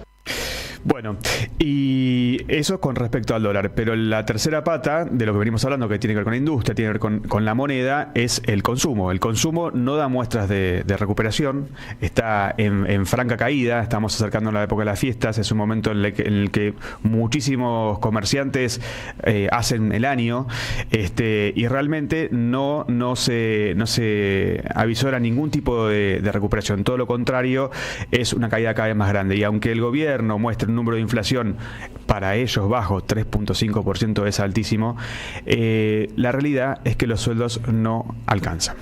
Y hay otra realidad, que es que el gobierno, que se ha especializado en navegar un poquito más hacia adelante, en tirar un poquito más hacia adelante la cosa, van 10 meses de gobierno, sabe, como cualquiera que tiene una responsabilidad, que cuando llega a diciembre, en parte por los aguinaldos, en parte por el clima de fin de año, en parte porque terminan las clases, en parte porque cada uno piensa cómo podrá tener una pequeña vacación, la sociedad se ablanda. Es decir, que para aquellos que estén en contra de este gobierno es ahora, octubre o noviembre, y si no, la acción pasa a marzo del año que viene. Es así. Recuerden que en la Argentina hasta se postergó un golpe de Estado. El 24 de marzo del 76 fue un subproducto de que vino el verano. El golpe ya estaba en diciembre. Es más, hay un levantamiento armado del brigadier Capellini en diciembre del 75 que por un equívoco se produce antes, porque un tipo se aceleró y dijo se pasó de rosca. Salió a las calles y se pasó de rosca. Era el mismo día que jugaban la final del campeonato argentino de fútbol, Talleres de Córdoba y River, con un gran partido de Fillol. Terminó ganando ese campeonato River, y entonces le dijeron: pará, ahora como ya jugaste una carta, vamos a tener que esperar hasta marzo. Y todo el mundo sabía que el golpe de Estado venía en marzo, que el fin de una era venía en marzo. ¿Por qué estoy diciendo esto ahora? Porque el gobierno está apostando. Bueno, llegamos a diciembre, después fiesta, fin de año. Pasamos las fiestas del verano. Y entramos al segundo año de gestión, ¿no? Sí, pero ¿sabes cuántas familias hay que no pueden tener garantizada la cena de Navidad? La mesa navideña. Por eso le digo a los que estén enfrente del gobierno, es ahora que hay que hacer las cosas y no darle más tiempo y más tiempo al gobierno. ¿Qué hacer, hermano, en medio de la noche donde la Coca-Cola se te caga de la risa? Escribió Armando Tejada Gómez. Bueno, que cada uno evalúe qué hacer y con qué parámetros moverse. Pero todos los que están apostando al desgaste, a que pase el tiempo, apuestan al desgaste y a que pase el tiempo sobre el hambre de muchísimas familias que hoy están en el mercado central revolviendo la basura para poder comer. Entonces, si esos parámetros, que no son los de la cantidad de votos, sino de la percepción que la política tendría que hacer de la sociedad, no están sobre la mesa, ¿dónde están? Me pregunto, ¿dónde están? Como decía Tita Merelo y los morlacos, viejo Gómez, ¿dónde están? ¿Me lo responde?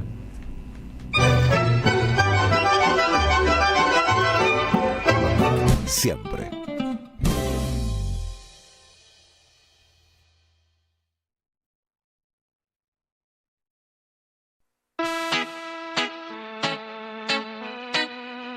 Seguí a la Radio de las Madres por YouTube.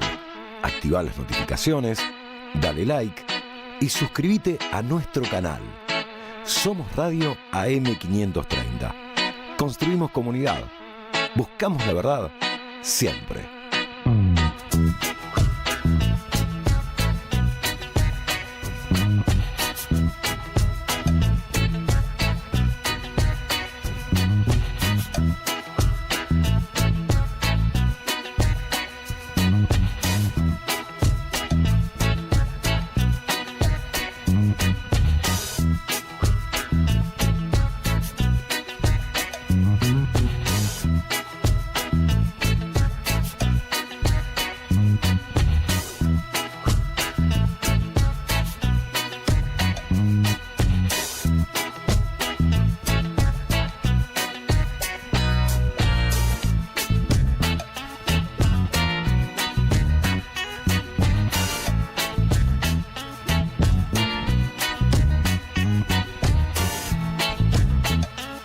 Somos Radio AM530. Construimos comunidad.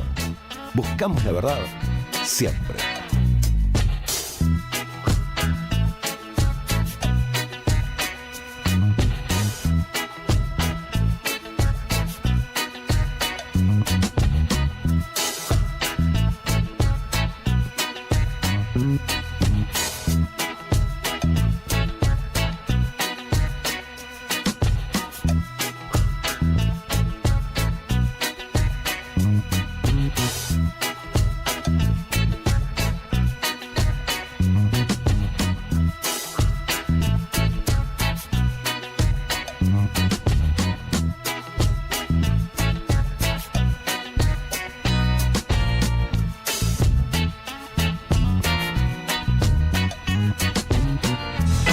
Deja tu mensaje en nuestra línea de oyentes de WhatsApp 11 3200 0530. Somos Radio AM530. Protege tu motor con nuestra gama de filtros de aceite, aire y combustible. Prix, líder en filtros.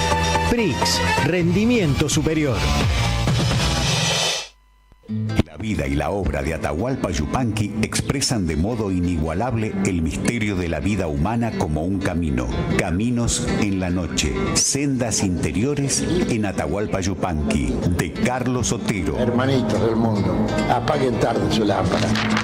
Caminos en la noche, de Carlos Otero, disponible en todas las librerías. Ediciones Sicus, la buena lectura ilumina.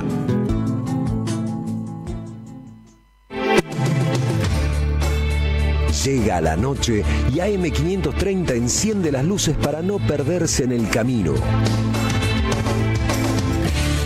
A las 20, Sandra Russo exprime la actualidad argentina y ofrece Jugo de Limón. Información y reflexión para ir cerrando el día. Cuando el reloj empieza a dar las últimas vueltas, Camilo García no pierde la calma. A las 22, minutos contados.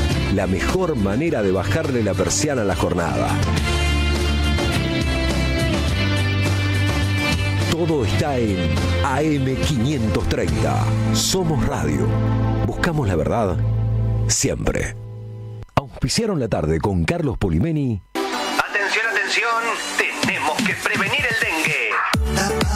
Lava, tirar y girar. En la provincia de Buenos Aires la prevención es todo el año. Ingresa a gba.gov.ar/dengue y conoce más. Gobierno de la provincia de Buenos Aires.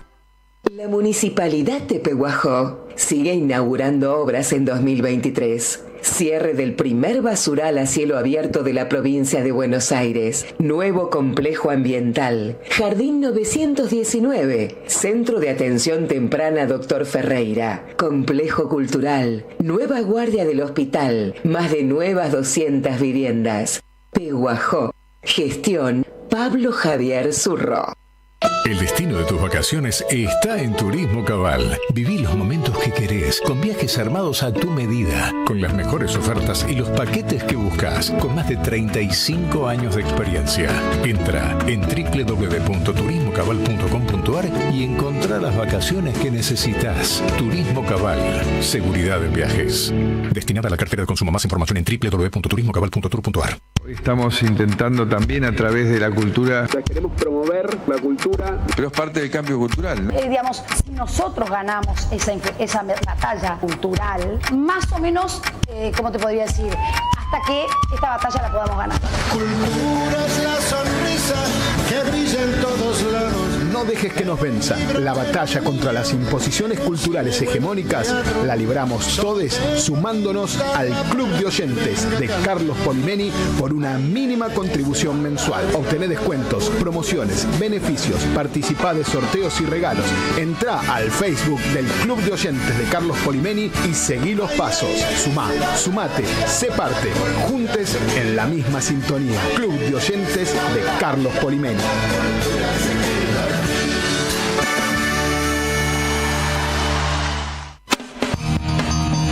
Somos Radio AM530.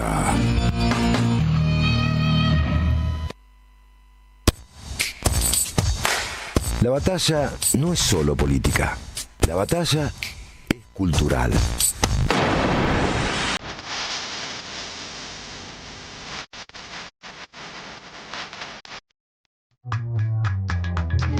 Seguí a la Radio de las Madres por YouTube. Activa las notificaciones, dale like y suscríbete a nuestro canal. Somos Radio AM530. Construimos comunidad. Buscamos la verdad siempre.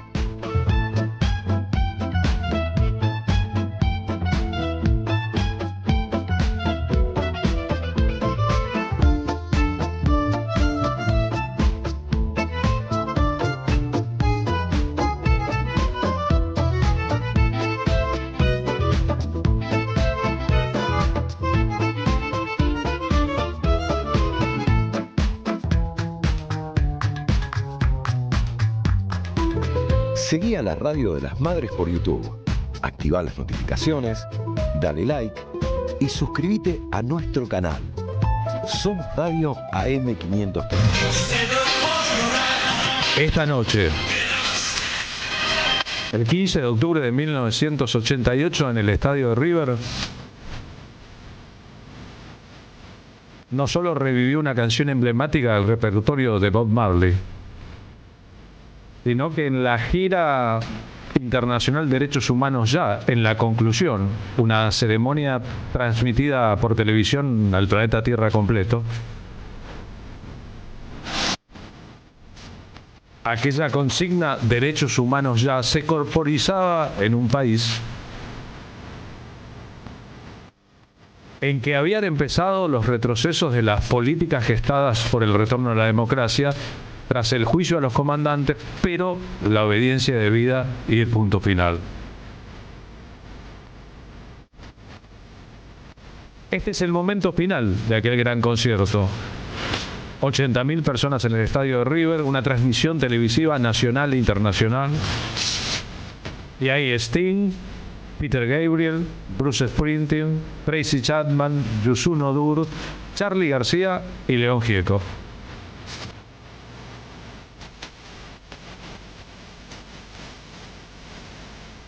Además, una super banda y una sensación para los que estábamos o los que veían que era irrepetible. Por otra parte, la elección de Buenos Aires, Argentina, como el tramo final de una gira que durante todo el año celebró los 30 de la Declaración de Derechos Humanos de la ONU,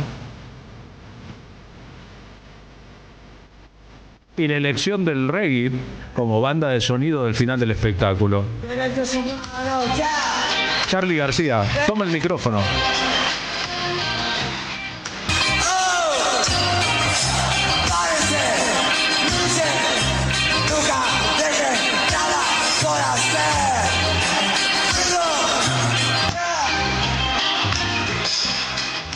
Le había dicho a Bruce Springsteen, ojo que en el mundo el jefe sos vos, pero acá en la Argentina el jefe soy yo.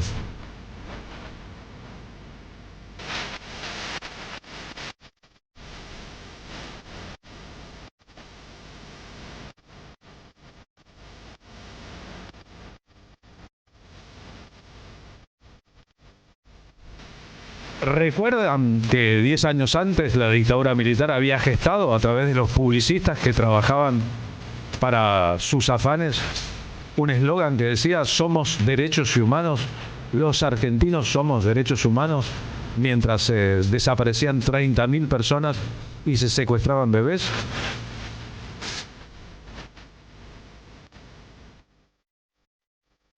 Diez años después, no solo el mundo sabía todo, sino que los principales responsables de las políticas criminales estaban presas. Todos sabemos también que al año siguiente, Menem presidente, en el mes de diciembre llegarían los indultos.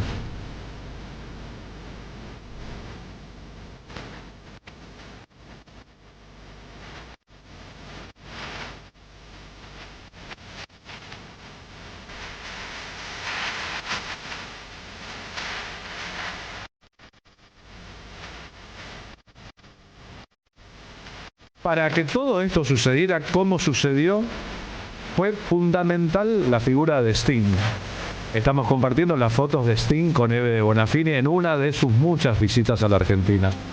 Las madres siempre guardaron una sensación de lealtad para con Sting, porque Sting fue muy leal con las madres de Plaza de Mayo en el momento de su principal apogeo como músico tras la disolución de Police, su primera visita a la Argentina como solista y el recital que un año antes había concretado en el Estadio River.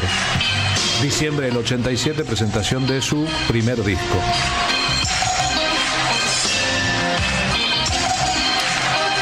Como Amnistía Internacional era a ojos de los otros organismos de derechos humanos un organismo más o menos blando por entonces, más proclive a las ideas de la socialdemocracia, hubo un trabajo interno también en la organización argentina y en los organismos de derechos humanos para generar a lo largo del concierto otros instantes. Enterado de la lucha de las madres mientras vivía en el mundo anglosajón, hoy vive en Italia la mayor parte del tiempo, Sting había escrito They Dance Alone, ellas danzan solas, ellas bailan solas, una canción cuya traducción al castellano correspondió a su amigo Rubén Blades.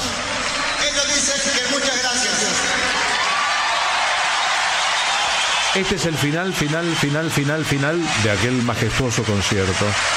Pero antes de eso, y repitiendo lo que ya había hecho en diciembre, Sting, con la ayuda de Peter Gabriel en primer lugar, invitó a las madres de Plaza de Mayo a subir al escenario. No solo las invitó, las madres estaban en una fila privilegiada en el estadio y luego entre bambalinas esperando el momento.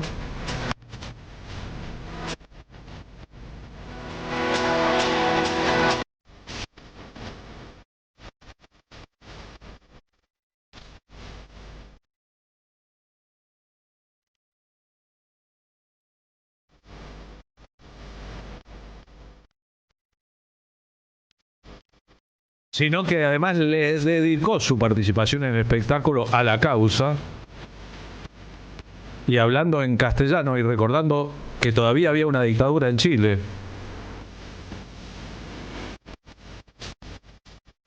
Faltaban 3 años para el final del pinochetismo.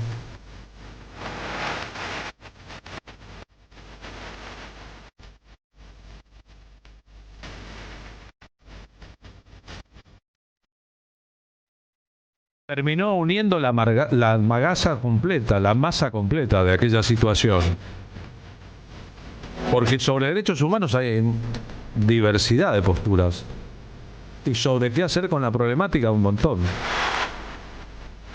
Y aquellos que luchan un tiempo y luego no, y los que luchan siempre, a veces pertenecen a un mismo terreno, pero no son la misma cosa.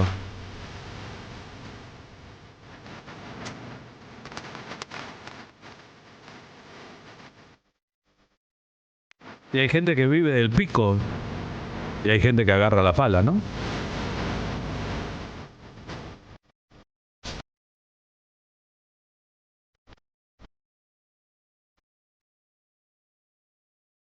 En el concepto estético, después del planteo de que las madres bailan solas los bailes de la vida y de la realidad, Sting y Peter Gabriel se preocuparon por buscar a las madres y sacarlas a bailar, una por una hasta conformar una ronda.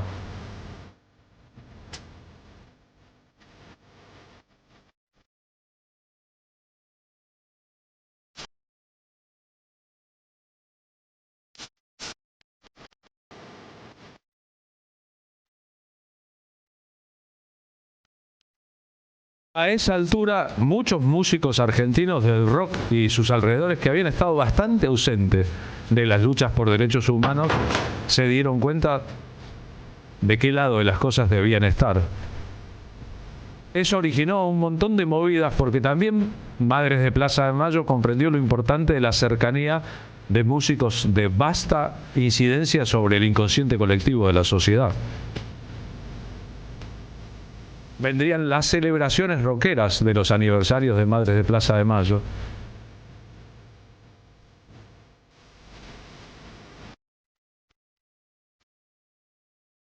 ¿Y por qué es importante recordar y detenernos en este momento de la historia? Porque la historia estaba en una bisagra.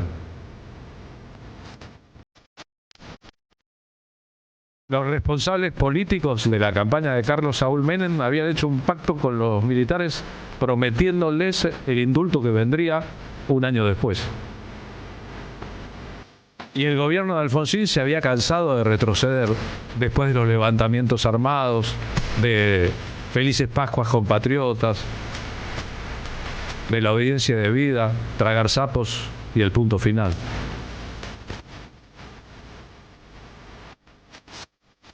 Y porque lo que se perdería a partir de 1989 durante casi largos 15 años era un montón.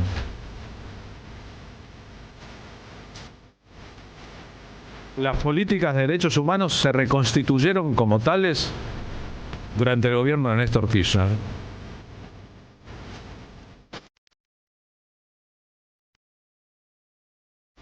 Como decía César Milstein, un día como hoy hace 40 años ganó el Nobel de Medicina, a veces las cosas son un cristal que se puede romper. Y las políticas de derechos humanos no fueron otra cosa que eso. Producto de muchas luchas sucesivas, de muchas iniciativas superpuestas.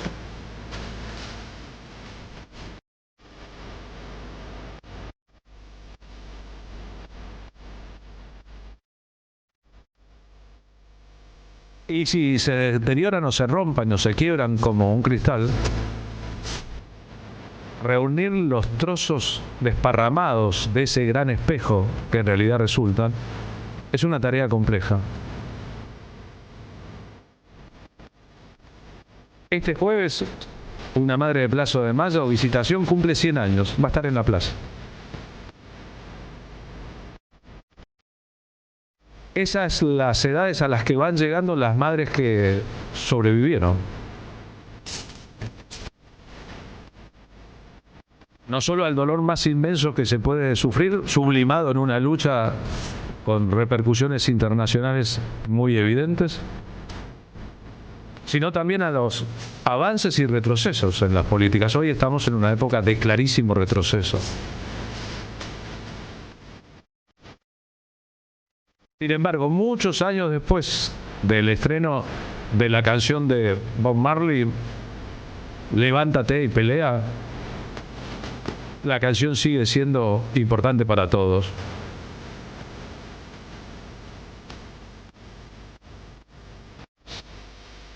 Y 36 años después de Amnistía Internacional estamos recordando este momento.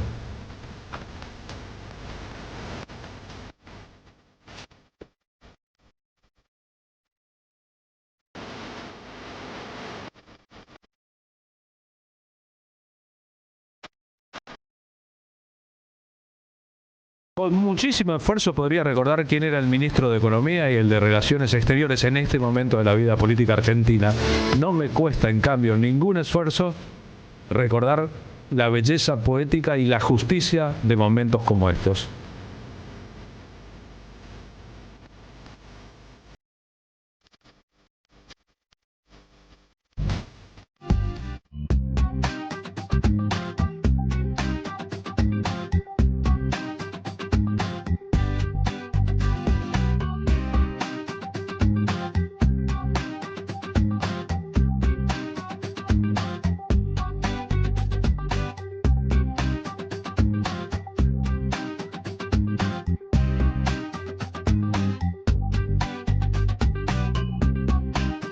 Seguí a la Radio de las Madres por YouTube. Activa las notificaciones, dale like y suscríbete a nuestro canal. Somos Radio AM530. Construimos comunidad.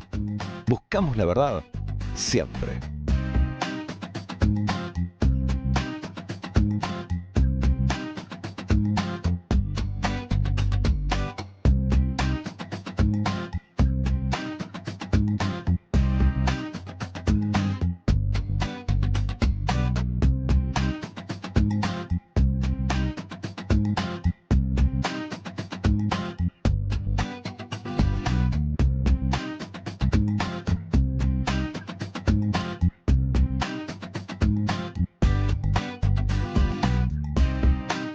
Somos Radio AM530. Construimos comunidad.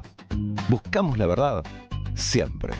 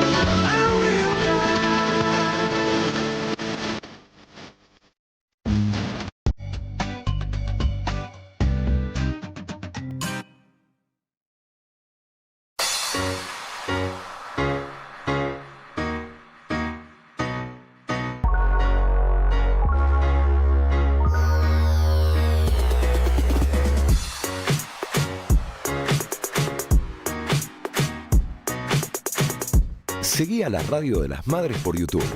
Activala.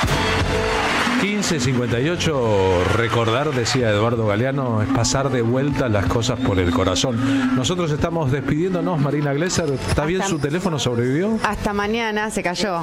Hasta mañana, vamos a vernos mañana. Bien, el teléfono se cayó. El teléfono se cayó. Bien, qué metafórico que suena todo, ¿no? Suena metafórico. Pero se cayó con Y.